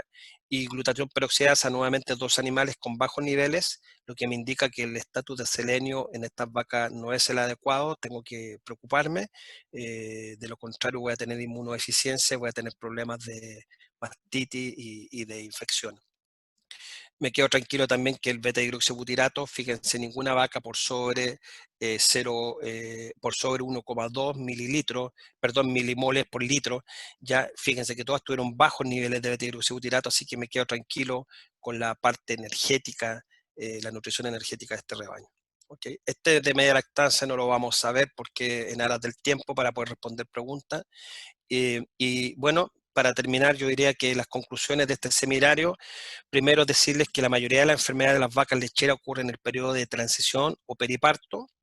En segundo lugar, la nutrición y el ambiente es fundamental para tener un éxito en el manejo, donde tenemos que alimentar insumos de muy buena calidad, ya con baja contaminación de hongo y micotoxina, y donde también tenemos que tener un monitoreo de salud postparto en forma eficiente para detectar en forma precoz animales enfermos. Dentro de esto, los perfiles metabólicos van a ser de ayuda tanto en la forma individual como en el diagnóstico de rebaño, en poder decir cómo estamos haciendo las cosas, ¿ya? Así que eso es como conclusión, y con esto quiero terminar. Simplemente mostrarle un silo bien hecho en Chile. Si se puede hacer en Chile, se puede hacer en todas partes. Así que, ¿por qué no? Vean este silo maíz de uno de mis clientes antiguos. vean este cielo de maíz muy bien compactado, nada de pérdida arriba ni en ninguna parte. Por lo tanto, esto indica que podemos hacer forraje de buena calidad y evitar problemas de micotoxina, etcétera. Eso es el seminario y bueno, dispuesto, muchas gracias a su atención, dispuesto a escuchar preguntas y poder responder la mayoría de ellas si es posible. Pizar Solís dice que si podría ampliar un poco con relación a la metodología para el análisis de Agnes y selenio en suero y sangre. Ampliar, ok, bueno, acné o ácido graso no esterificado. Bueno, como les digo, eh, los NEFA o acnes se pueden medir a través de un método de ELISA. En este momento son dos laboratorios los únicos que pueden, están, ¿no es cierto?, fabricando estos kits de ELISA, uno el WACO, WAKO, WACO, que es el que se vende en Estados Unidos, el que se trabaja acá, y es metodología de ELISA, por lo tanto se requiere de un lector de ELISA para poder llevar adelante la técnica, es una técnica colorimétrica, y como les decía, la estrategia es poder utilizar NIFA. Como es caro, yo recomiendo solo utilizar NIFA para el preparto, ¿ya? Y que ver que los valores no sean más de 0,3 equivalentes por litro, en el caso de una vaca individual y en el caso de tener 15 vacas preparto, ojalá que no más de 3 tengan más de 0,3 equivalentes por litro. Si es así, estamos bien en la parte nutricional preparto, no tenemos pérdida de condición corporal excesiva en esas vacas. En el caso del posparto, obviamente el beta-hidroxibutirato es mucho más eficiente porque es más barato y podemos medirle la primera semana con el medidor portátil, con su medición en sangre y ojalá que las vacas tengan menos de 1,2 milimoles por litro en una vaca individual o no más de 3 vacas de 15 posparto tengan más de 1,2 milimoles por litro. Y recuérdense empezar a medir la primera semana, porque ya la cetosis está ocurriendo, ya después del parto empieza la vaca rápidamente a movilizar grasa. No es como la vaca de hace 50 años atrás en que la cetosis ocurría el día 21. Ese tipo de cuadro, si yo voy a esperar hasta medir al día 21, capacito que la vaca ya está muerta. Así que empiezo a recomendar que lo hagan a partir de la primera semana. En cuanto a selenio, pueden medir selenio directo en sangre, pero es muy caro y lo mejor es medir la actividad de una enzima que contiene selenio, que es la glutatión peroxidasa. Se mide la actividad de la enzima. Para eso se les requiere sangre entera, por lo tanto el tubo requiere de EDTA y esa sangre entera enviarla rápida al laboratorio y el laboratorio tiene que tener la técnica para medir la actividad de esta enzima que se llama glutatión peroxidasa, que se mide en unidades internacionales, y ojalá que la cantidad sea más de 130, la actividad de la enzima, lo que indica que el estatus de selenio está dentro de lo normal. Si es más bajo, podemos tener una situación de selenio deficiencia, lo cual va a estar asociado a menor inmunidad, a un mayor estrés oxidativo y por ende a una mayor incidencia de enfermedades. Si tenemos mucha retención de placenta, por ejemplo, yo me preocuparía de vitamina de selenio, ver que esté bien el estatus, o de hipocalcemia. También si tenemos mucha metritis, mucha mastitis, ¿ya? Y mucha cetosis.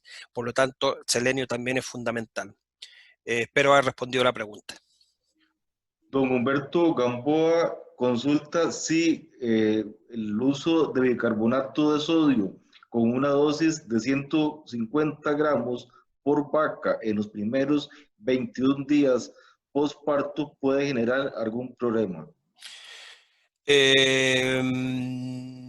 Sí y no. En general yo diría que no, porque va a depender, si yo voy a aportar bicarbonato, va a depender de la cantidad de concentrado o de almidón que yo le esté dando en la dieta.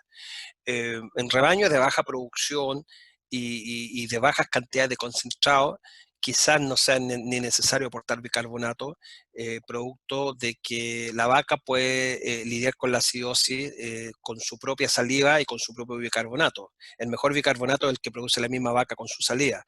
Para eso tengo que hacerla rumiar. Y si la hago rumiar 10 a 12 horas del día, que es lo que corresponde, la vaca va a producir una gran cantidad de bicarbonato. Si estoy yo aportando cantidades más altas de concentrado y de almidón, ya quizás va a ser necesario empezar a aportar bicarbonato en la dieta, ya bicarbonato de sodio, y yo he llegado a aportar hasta 300 gramos por vaca día sin ningún problema, obviamente en lecherías que son vacas que están comiendo 15, 16 kilos de concentrado. Al contrario, con esos 300 gramos me ha ayudado a controlar la acidosis sin ningún problema. No he tenido problemas de exceso de sodio en la sangre, ni problemas de alteraciones de rumen. Al contrario, he podido controlar bien la acidosis. Pero esto no es una receta. Yo diría que 150 es una cantidad moderada que no debería tener ningún tipo de problema si es que queremos empezar a controlar la acidosis. Así que a ocuparlo sin miedo no va a haber problema. Doña Raquel Rodríguez consulta cuál es su opinión respecto a la medición de potasio en saliva en lugar de sangre. Para ser sincero, no tengo experiencia, no es algo que se ocupe mucho acá en Estados Unidos en forma rutinaria.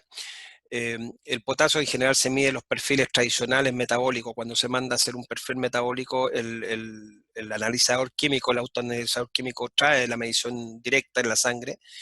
Eh, Así que no podría responderle a esa pregunta. Si hay algún kit que pueda medirlo en saliva mucho más rápido, tiene que haber obviamente una correlación entre el potasio de la saliva con el potasio en sangre, así que puede haber algo de verdad, pero yo no tengo experiencia y como les digo, en los perfiles metabólicos tradicionales siempre viene el potasio, no es caro medirlo y yo diría que es mucho mejor en sangre porque al fin y al cabo el desbalance electrolítico está ocurriendo en sangre y por eso yo diría que es importante, ¿no es cierto?, su medición en sangre, pero no solo potasio, sino tiene que ser en conjunto con sodio y con cloro, porque los tres son la base para ver el balance ácido-base del organismo, que al final lo que queremos es la electroneutralidad para que no tengamos problemas de acidosis o alcalosis metabólica. Giovanni Arroyo Quesada dice que el NDS nos puede indicar una posible situación en cuanto a los nefas, si toma en cuenta la condición corporal, es la consulta. Sí, bueno, el NDS tiene ahí, predice supuestamente los nefas, pero no podría yo asegurar 100% que es un indicador certero de ese valor.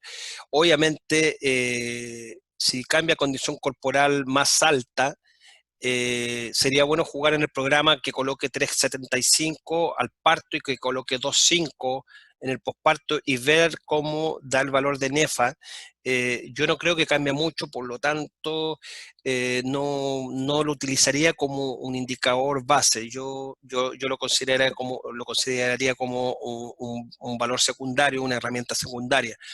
Creo que medir NIFA en sangre sí o sí es el mejor indicador porque nos va a estar diciendo en forma fehaciente si el animal está movilizando mucha grasa o normal, ¿ya? Así que utilizaría con mucha precaución el valor que está entregando el NDS. Humberto Gamboa dice que ha visto recomendaciones de uso de grasa de sobrepaso en el preparto. Si es un error o está bien. Depende, va a depender del balance, ¿no es cierto?, energético que yo tenga. Puede ser un error porque es caro, eso, pero nutricionalmente que le vaya a hacer mal a la vaca, no. Quizás las recomendaciones van porque como queremos hacer transición y queremos que la vaca posparto, ¿no es cierto?, tenga una buena adaptación al rumen, hay mucha gente que agrega la grasa preparto para, ¿no es cierto?, hacer esa transición lo mejor posible y no que de la noche a la mañana la vaca reciba una grasa de sobrepaso. Pudiera ser esa la alternativa. La segunda es que dependiendo de qué tipo de grasa sobrepaso se trate, si son grasas quizás estratégicamente ricas en omega 3, Bueno, los omega 3 son ácidos grasos de tipo más antiinflamatorio que pueden ayudar a modular, ¿no es cierto?, la respuesta inflamatoria alrededor del parto y pues, pudiera ser por ese lado que también se esté usando estas grasas de sobrepaso, sobre todo si son ricas en omega 3, entiéndase por ello aceites de pescado y aceite de linaza. Esos dos insumos son muy ricos en ácido omega 3 y pudiera ser ese también un factor. Eh, yo diría que principalmente el costo sería lo que más limitaría su uso. No creo que le vaya a producir daño a la vaca, ni mucho menos, puede ayudarle a la transición, pero el costo dentro de lo que es la parte importante pudiera ser quizá el principal factor a determinar si es bueno o no usar estas grasas en el preparto. Sebastián Rodríguez consulta si se podría presentar cetosis subclínica en el preparto De y si todas es, maneras, y si es posible, cuáles serían los niveles de BHB adecuados en el preparto. sí, de todas maneras puede haber cetosis preparto y me ha tocado verla mucho, ¿ya? Y nuevamente hablamos de cetosis subclínica de sobre 1,2 milimoles, pero quizás pudiéramos ponerlos también, no se ha estudiado mucho cuál es el valor de corte preparto. Yo he visto vacas con 0,7, 0,8 milimoles por litro, pero no pareciera ser que eso es malo. Ahora, en la posparto, sin lugar a duda, el valor de corte es 1,2 milimoles, pero yo he visto vacas de preparto también con más de 1,2 milimoles, y si veo eso es porque realmente esas vacas están movilizando grasa en forma muy agresiva, y por lo tanto tengo que ver por qué esas vacas están perdiendo condición corporal antes de parir.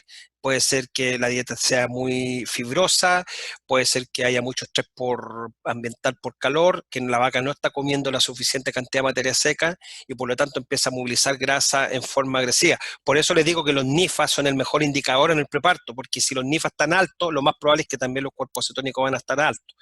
Pero lo que más asociado con producción y con enfermedades son los NIFA más que el beta-hidroxibutirato en el preparto. Por eso se recomienda medir NIFA preparto. No obstante, no significa que también podamos tener exceso de cuerpo cetónico VHB en el preparto.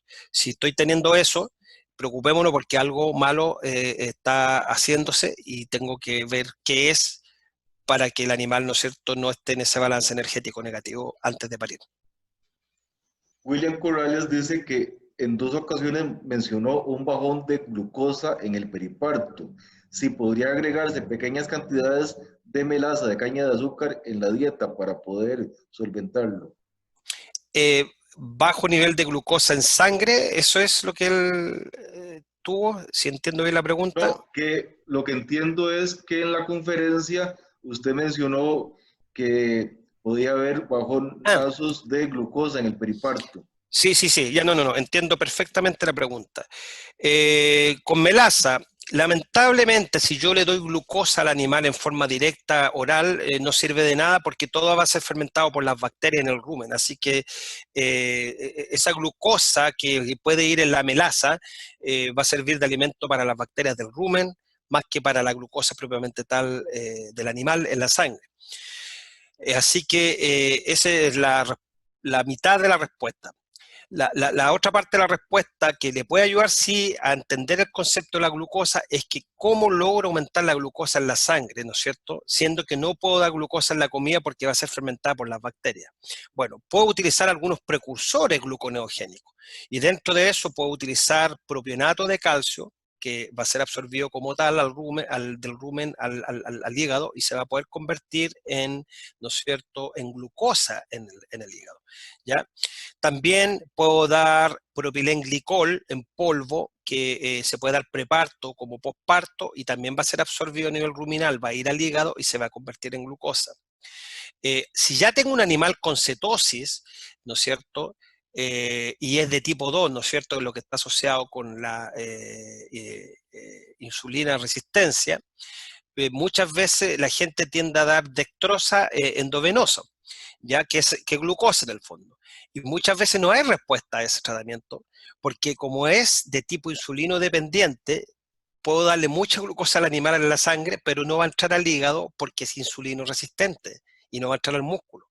Y por lo tanto voy a seguir teniendo la cetosis a pesar de que le estoy aportando glucosa. Esa glucosa se me va a ir a la glándula mamaria y capacito que la vaca hasta me dé más leche, pero no voy a solucionar la cetosis. Por ende, para poder tratar esa cetosis de tipo 2, lo mejor es dar propilenglicol oral, ¿no es cierto? Porque de esa manera la vaca lo va a absorber a nivel ruminal, ¿ya?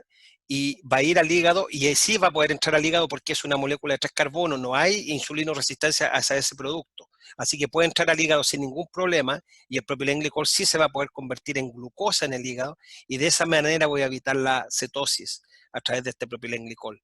Pero dar glucosa, ya sea oral como a veces endovenosa, no va a ser efectiva o puede ser contraproducente.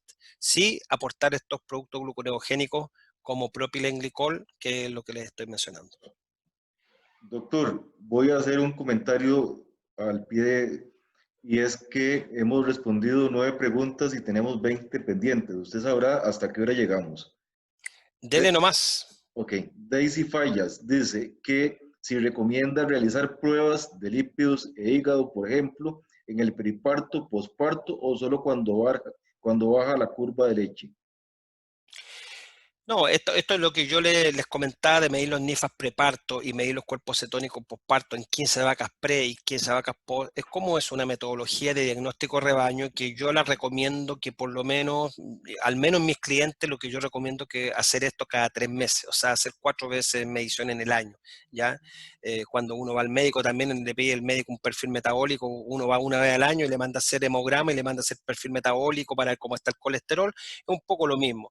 Quizás 2 a 4 veces al año puede ser un bienvenido medir, ¿no es cierto?, esta grasa, estos NIFA y estos cuerpos cetónicos para ver cómo está la nutrición energética, junto al perfil metabólico que me puede decir cómo está el hígado, cómo está el riñón, etcétera.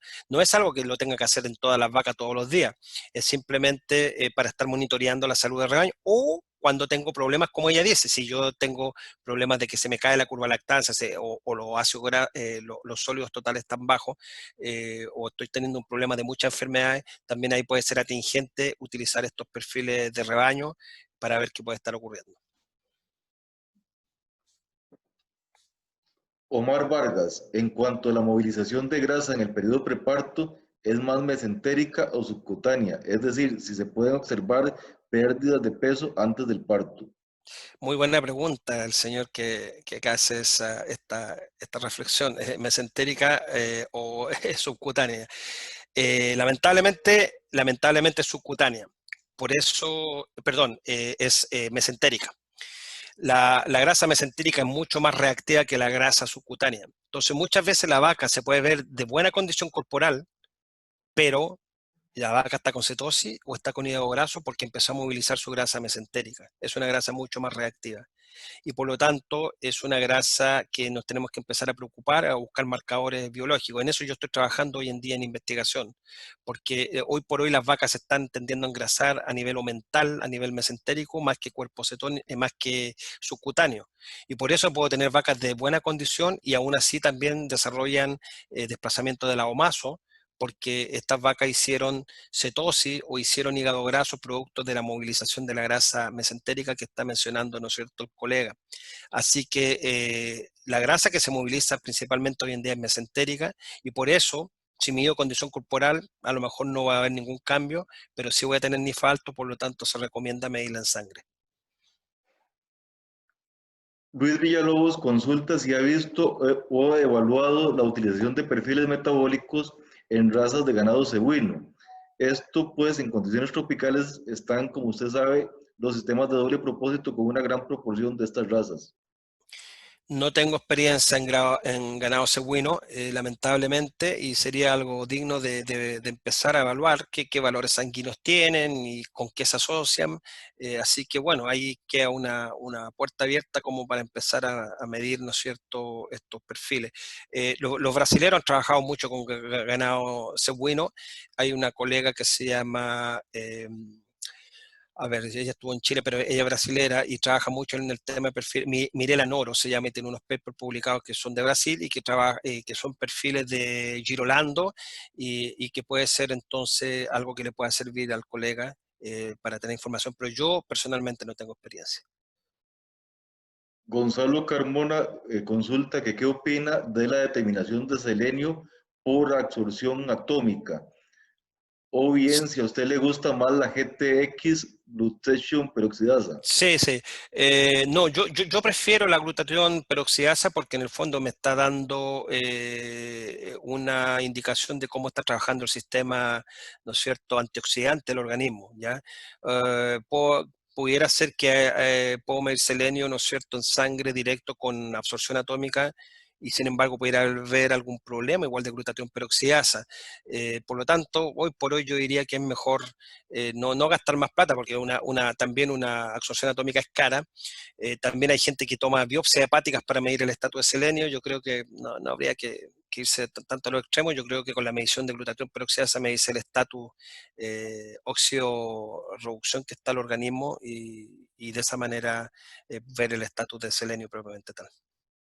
Brian Aguilera consulta si los kits out para BHT y glucosa son recomendados para uso en campo y fundamentar la toma de decisiones en tiempo real. Los medidores en sangre, estos que son de Abbott, están los de Abbott, están los de Nova Biomedical también, sí, son los que se usan. Ahora, miden glucosa y VHB. La glucosa en general no sirve mucho como indicador, van a encontrarse con bajos niveles de glucosa en vacas posparto, pero no me sirve de mucho como indicador de enfermedad, si ya se ha estudiado eso. Sí, VHB, pero nuevamente les digo que empiecen a medir los primeros 5 días porque se van a encontrar con sorpresa. Y estos medidores de campo hoy por hoy se están utilizando mucho, tanto en investigación como en la parte práctica de rutina, así que sí, eso es lo que yo recomiendo. Gonzalo Carmona dice que algunos investigadores dicen que los valores altos de BHT en sangre en los primeros 4 días son normales. Él lo determinaba al día 4. Dice que su información es muy importante ya que posiblemente estemos subdiagnosticando. Sí, yo creo que sí. Por eso, no sé quién dice que, digamos, son valores normales, los valores altos los primeros 4 días, pero los estudios de Ospina en Cornell demuestran que los valores altos en la primera semana se asocian a infertilidad, se asocian a menos producción de leche y se asocian a más enfermedades. Así que está demostrado que valores altos en la primera semana no es bueno y por lo tanto tenemos que detectar esas vacas en forma temprana o empezar a prevenirlo a través de metodologías de uso de productos como el tipo propilenglicol o en la dieta, etcétera, etcétera. Don Adrián dice que en el caso de hipomagnesemia, pensando que se hace un buen manejo de pasturas de forma preventiva, ¿cómo se puede suministrar magnesio? ¿De qué forma y en qué dosis en el periparto? En general se recomienda magnesio, mucho utilizamos el óxido de magnesio como alternativa entre 40 y 50 gramos por vaca. Y muchos lo utilizan como un buffer para también controlar el estado de acidosis ruminal. Sin embargo, lo que queremos es la absorción de magnesio que sea lo mejor posible y tenemos que ver la calidad de estos óxidos de magnesio, ya así que hay que tener cuidado. Así que no da lo mismo cualquier óxido de magnesio, hay que ver que tenga la capacidad buffer, que al hacer una titulación, que realmente al aplicarlo, ¿no es cierto?, el pH suba. Hay una prueba típica que recomienda Dr. Jesse Goff, que es mezclar, puedo mandar después con más detalle la prueba, pero es mezclar vinagre con óxido de magnesio en cierta cantidad y el pH de la solución tiene que subir hasta 8 prácticamente y eso significa que es un buen óxido de magnesio. El otro es sulfato de magnesio, ya, pero el problema puede ser la palatabilidad, así que hay que tener cuidado, pero es importante estar aportando magnesio en el posparto, sobre todo por el tema hipocalcemia. Y en el preparto también, no olvidarse que si empiezo a aportar sobre 0,45% de magnesio en el preparto, voy a poder evitar muchos cuadros de hipocalcemia porque están más asociados a hipomagnesemia que a hipocalcemia propiamente tal. Gonzalo Carmona dice que en vacas que movilizan mucha grasa, en hígado graso, ¿qué opina de determinar magnesio? Acá hemos tenido valores bajos y problemas nerviosos en vacas que pierden mucho peso. Por ejemplo, perder un punto de condición corporal en 20 días sería el equivalente a que pasen 3 kilogramos de grasa por día por el hígado. La grasa es una esponja de magnesio, lo que tiende a bajar. Magnesio, relacionarlo con el hígado graso.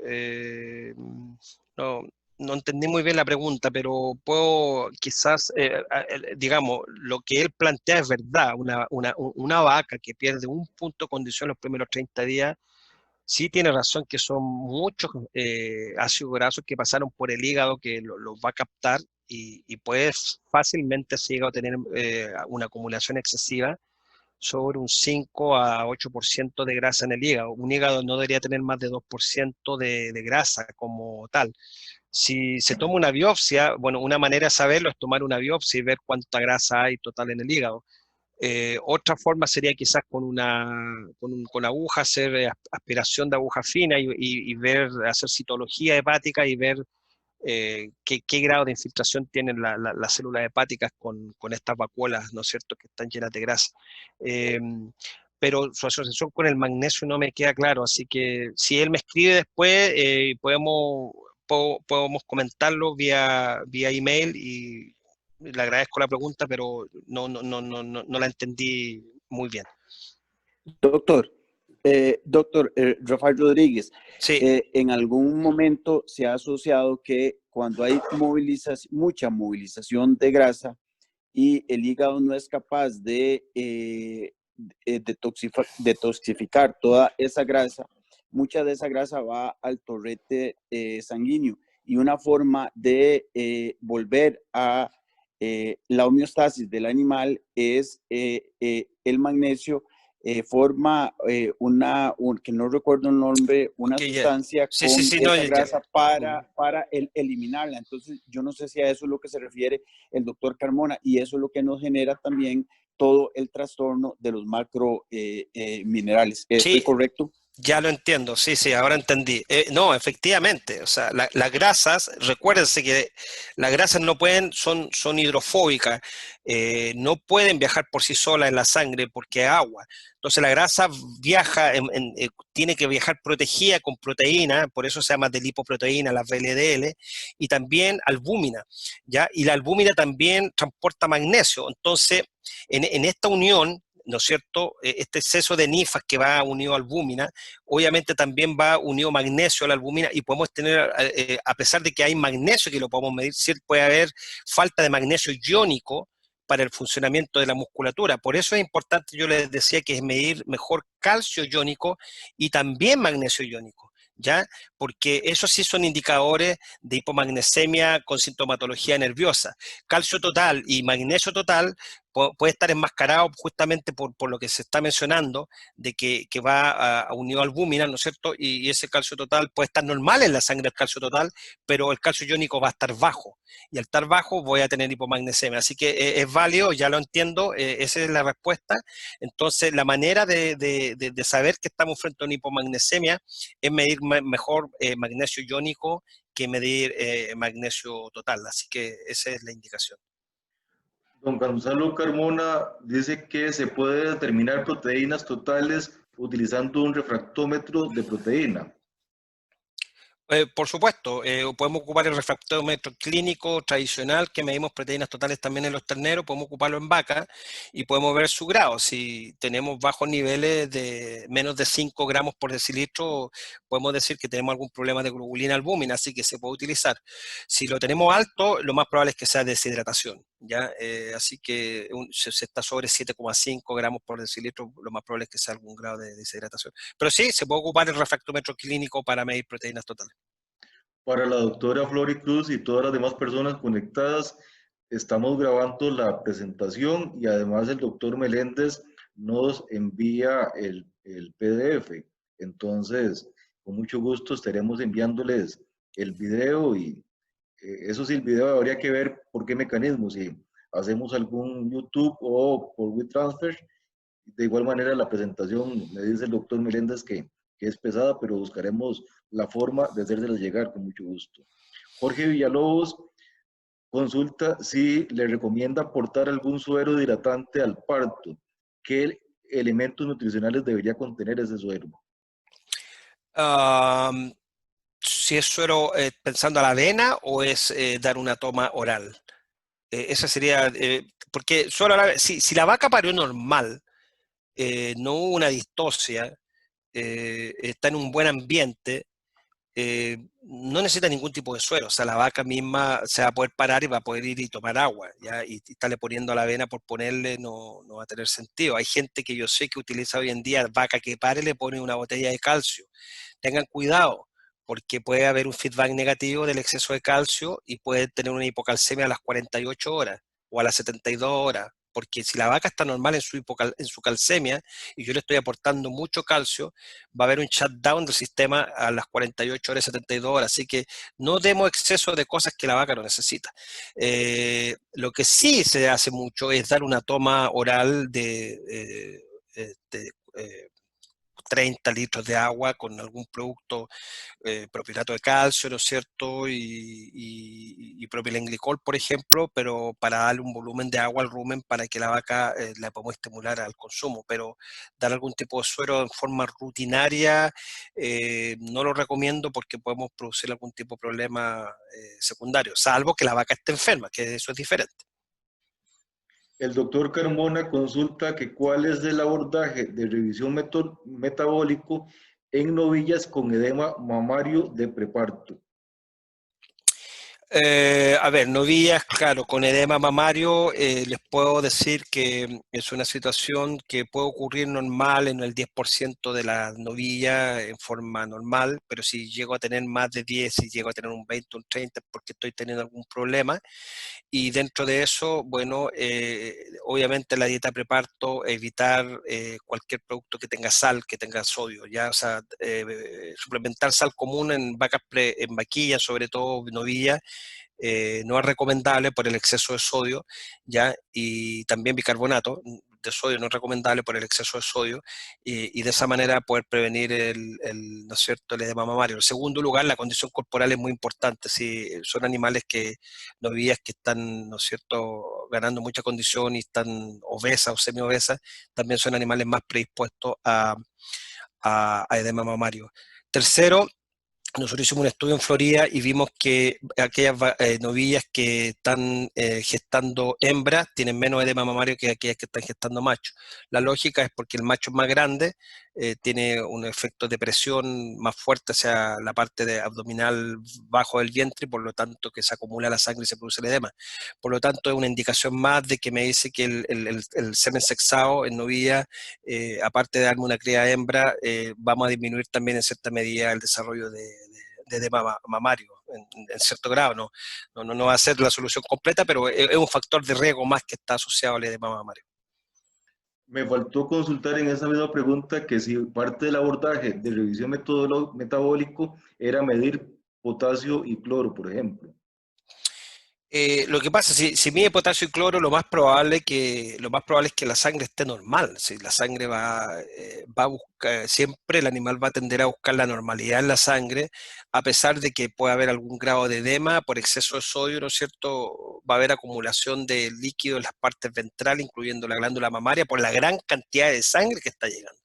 Así que no creo que los electrolitos vayan a estar anormales en la sangre. Yo buscaría más por el lado de tratar de empezar a prevenir el edema mamario pensando en dietas bajas en sodio y potasio, porque también el exceso de potasio se asocia, evitar obesidad en las vaquillas y ojalá y el uso de semen sexado, que teniendo cría de hembra van a ser crías más pequeñas y por lo tanto también va a disminuir la incidencia. Es posible que exista una gran pérdida de condición corporal en las primeras 3 semanas postparto y al medir la cetosis de un número menor a 1.2 milimoles de BHBA. Sí, es posible. La asociación entre NIFA y beta-hidroxibutirato no es uno, no, por eso pudiera ser que animales que perdieron mucha condición de bajo, pero por eso, si lo está midiendo al día 21, obviamente va a dar valores bajos, de cuerpo cetónico, por lo que les mencionaba, porque y si ese animal perdió mucho peso las primeras 3 semanas, bajó mucho la condición corporal, ese animal hizo la cetosis la primera semana. ¿Ya? Entonces, cuando yo llego a medir a la 3ª semana, van a estar bajos, así que sí es posible, se va a encontrar con valores bajos de beta-hidroxibutirato, pero no significa que la vaca no hizo cetosis. La hizo, pero la hizo la primera semana, y lo más probable es que ya en esa 3ª semana ya la vaca está con muy baja producción, y también lo más probable es que a lo mejor ya está con un desplazamiento de la omaso o con una mastitis, etcétera, porque ya la cetosis la hizo la primera semana, y ese es el animal que me está generando el problema, sobre todo si perdió condición en forma muy rápida. Así que es posible porque está midiendo la cetosis en el momento que no corresponde. Aquí hay 2 preguntas que creo que las puedo unir.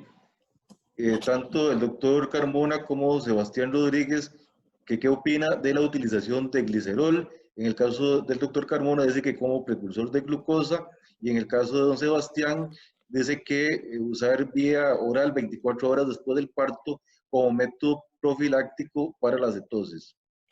Perdón, ¿me dijo glicerol y propilenglicol?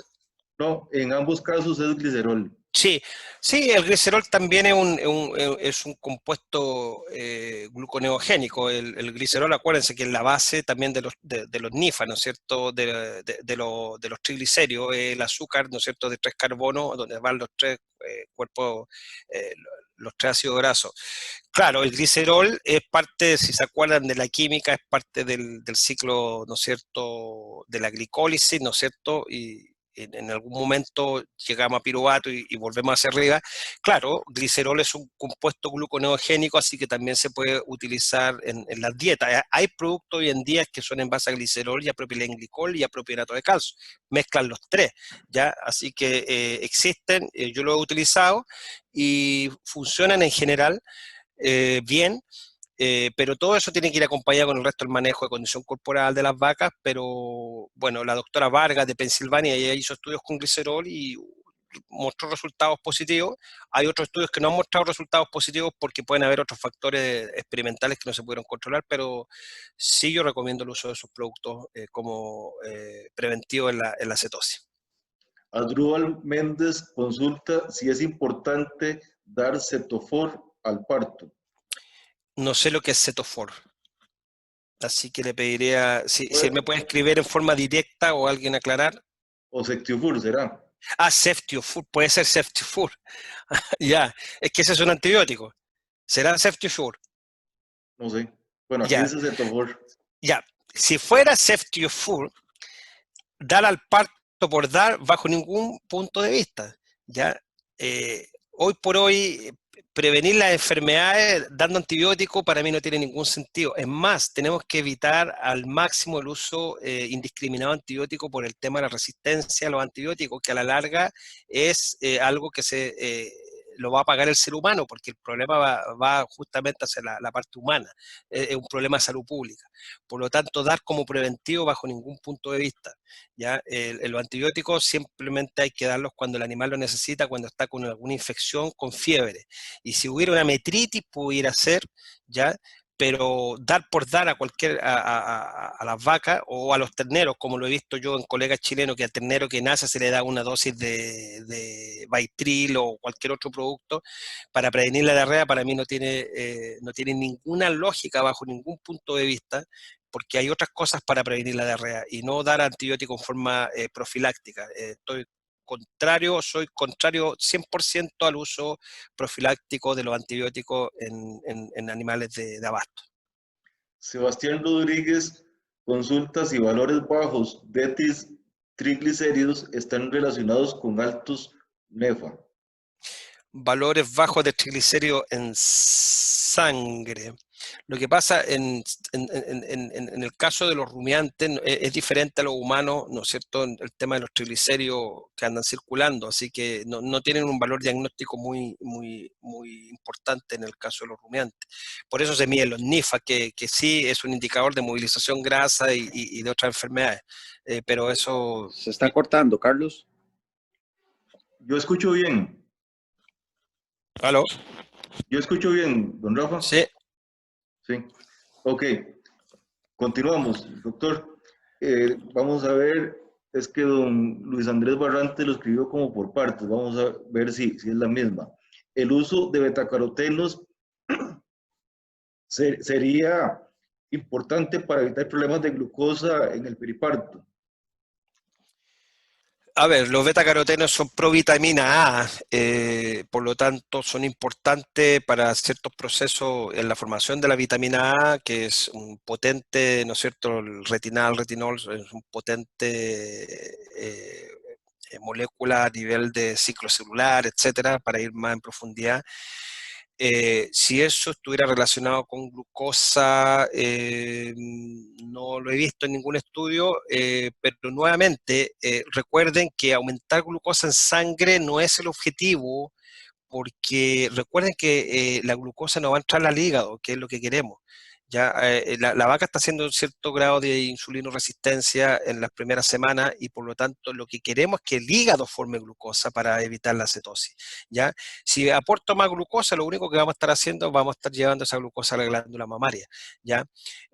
Por lo tanto, insisto, lo que queremos hacer es que el hígado sea capaz de estar sano y sea capaz de sintetizar su propia glucosa. Y para eso tenemos que aportar, ¿no es cierto?, compuestos intermediarios. Dentro de eso, entiéndase por ello lo que se conoce como oxaloacetato. Y para eso el propionato, el propilenglicol y el glicerol son moléculas que van a ayudar a que, ¿no es cierto?, se forme ese oxaloacetato y de esa manera vamos a tener producción de glucosa a nivel de hígado para así evitar el tema de cetosis. Don Andrés M., supongo que debe ser el doctor Andrés Martínez, ¿qué opina de utilizar algún antihistamínico posparto? Ah, no tengo experiencia, pero viendo la fisiología de la vaca, ¿cuál sería el sentido? O sea, si hubiera exceso de histamina, ¿por qué ese exceso de histamina? ¿Es porque tenemos algún cuadro de acidosis ruminal, que estamos, ¿no es cierto?, lidiando con lipopolisacárido y con bacterias gram negativas, ¿no es cierto?, y endotoxinas que están ayudando a que se secrete o se produzca histamina. Si es así, yo prefiero controlar ¿no es cierto?, la acidosis ruminal haciendo una buena transición, haciendo una buena adaptación del rumen, más que estar ocupando fármacos por ocupar antihistamínicos. Así que eso es por un lado. Y en segundo lugar, ver si el antihistamínico está permitido a nivel del país con su uso, ¿no es cierto?, regulado por la parte médica, porque acá en Estados Unidos no se pueden utilizar. Muchas gracias a don Adrián, Sebastián Rodríguez, Jorge Venegas y Gilberto Herrera, que nos aclaran que se trata de Cetofar. Y don Gilberto dice que Cetofar es nicotinamida. Ah, ok, ya. Bueno, es niacina en el fondo. Sí tiene, hay estudios que muestran que la niacina tiene un efecto positivo en el control de la cetosis. Hay otros estudios que dicen que no tiene efecto, o sea, tenemos, ¿no es cierto?, de todo tipo de resultados. Pero nuevamente yo insistiría en que si yo hago un buen manejo de la transición con un buen estado corporal, con una buena alimentación, que la vaca coma, que no tenga restricciones, que el comedero se maneje bien, que la dieta sea apetecible, rica en, ¿no es cierto?, en insumos de calidad, sin micotoxina, les aseguro que muchas veces no necesitamos ninguno de estos aditivos que estamos mencionando. El otro es la colina, la famosa colina preparto que se ocupa, pero principalmente ayuda mucho en la obesidad. Así que estos productos son caros, la niacina es cara y en parte puede ayudar y tendríamos que ponerlo en la balanza si qué es lo que es más caro, si dar propilenglicol o dar niacina.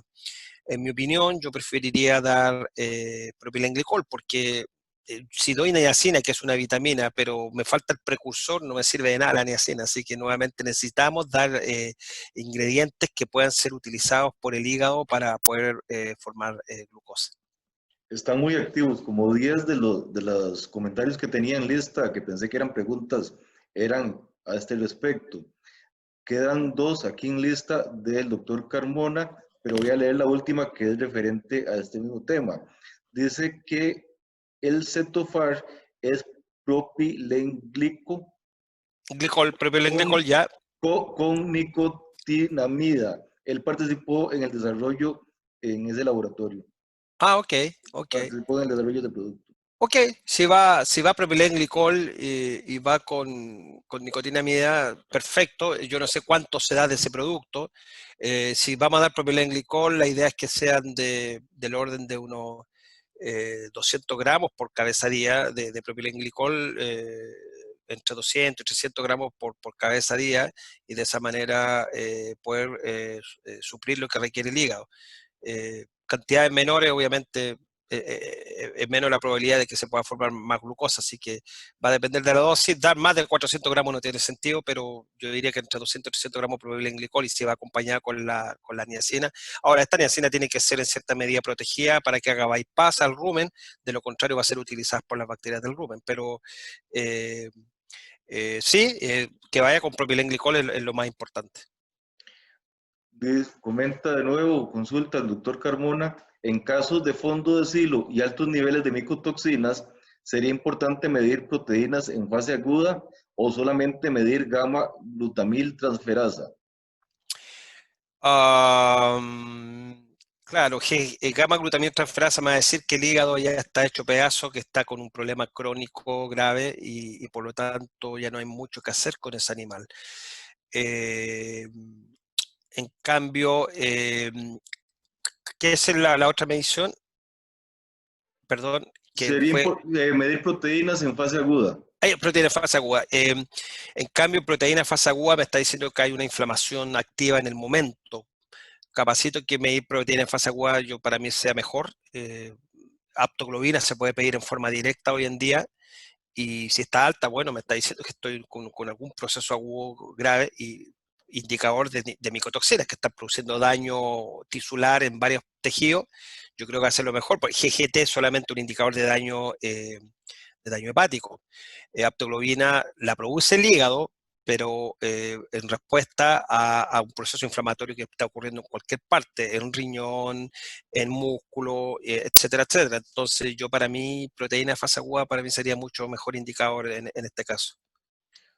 Don Carlos Rafael Arita Portillo dice que han utilizado un complejo de propilenglicol, propionato de sodio y propionato de calcio, pero han tenido problemas con la palatabilidad y aceptación de los animales que no todos lo consumen. Muy buen punto. Ahí está el problema de cuando los productos no tienen buena palatabilidad. Hay gente que lo enmascara con algún tipo de saborizante, algún tipo, alguna vainilla o algo así que pueda tener un aroma agradable.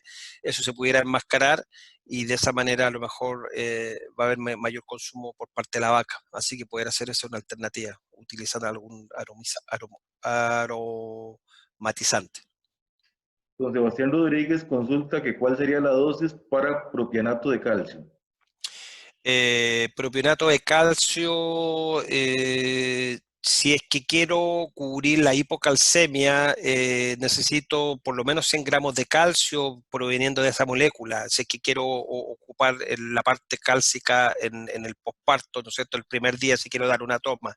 Entonces, si son 100 gramos de calcio, por lo menos tiene que haber medio kilo de propionato de calcio, porque es como el 20% de la molécula es calcio. Entonces, medio kilo de propionato de calcio le va a aportar la parte calcio como la parte propionato, que es la que se va a utilizar para la síntesis de glucosa. De momento no tengo consultas. Muchas gracias, don Pedro. Muchas gracias a todos los que se han quedado hasta el final.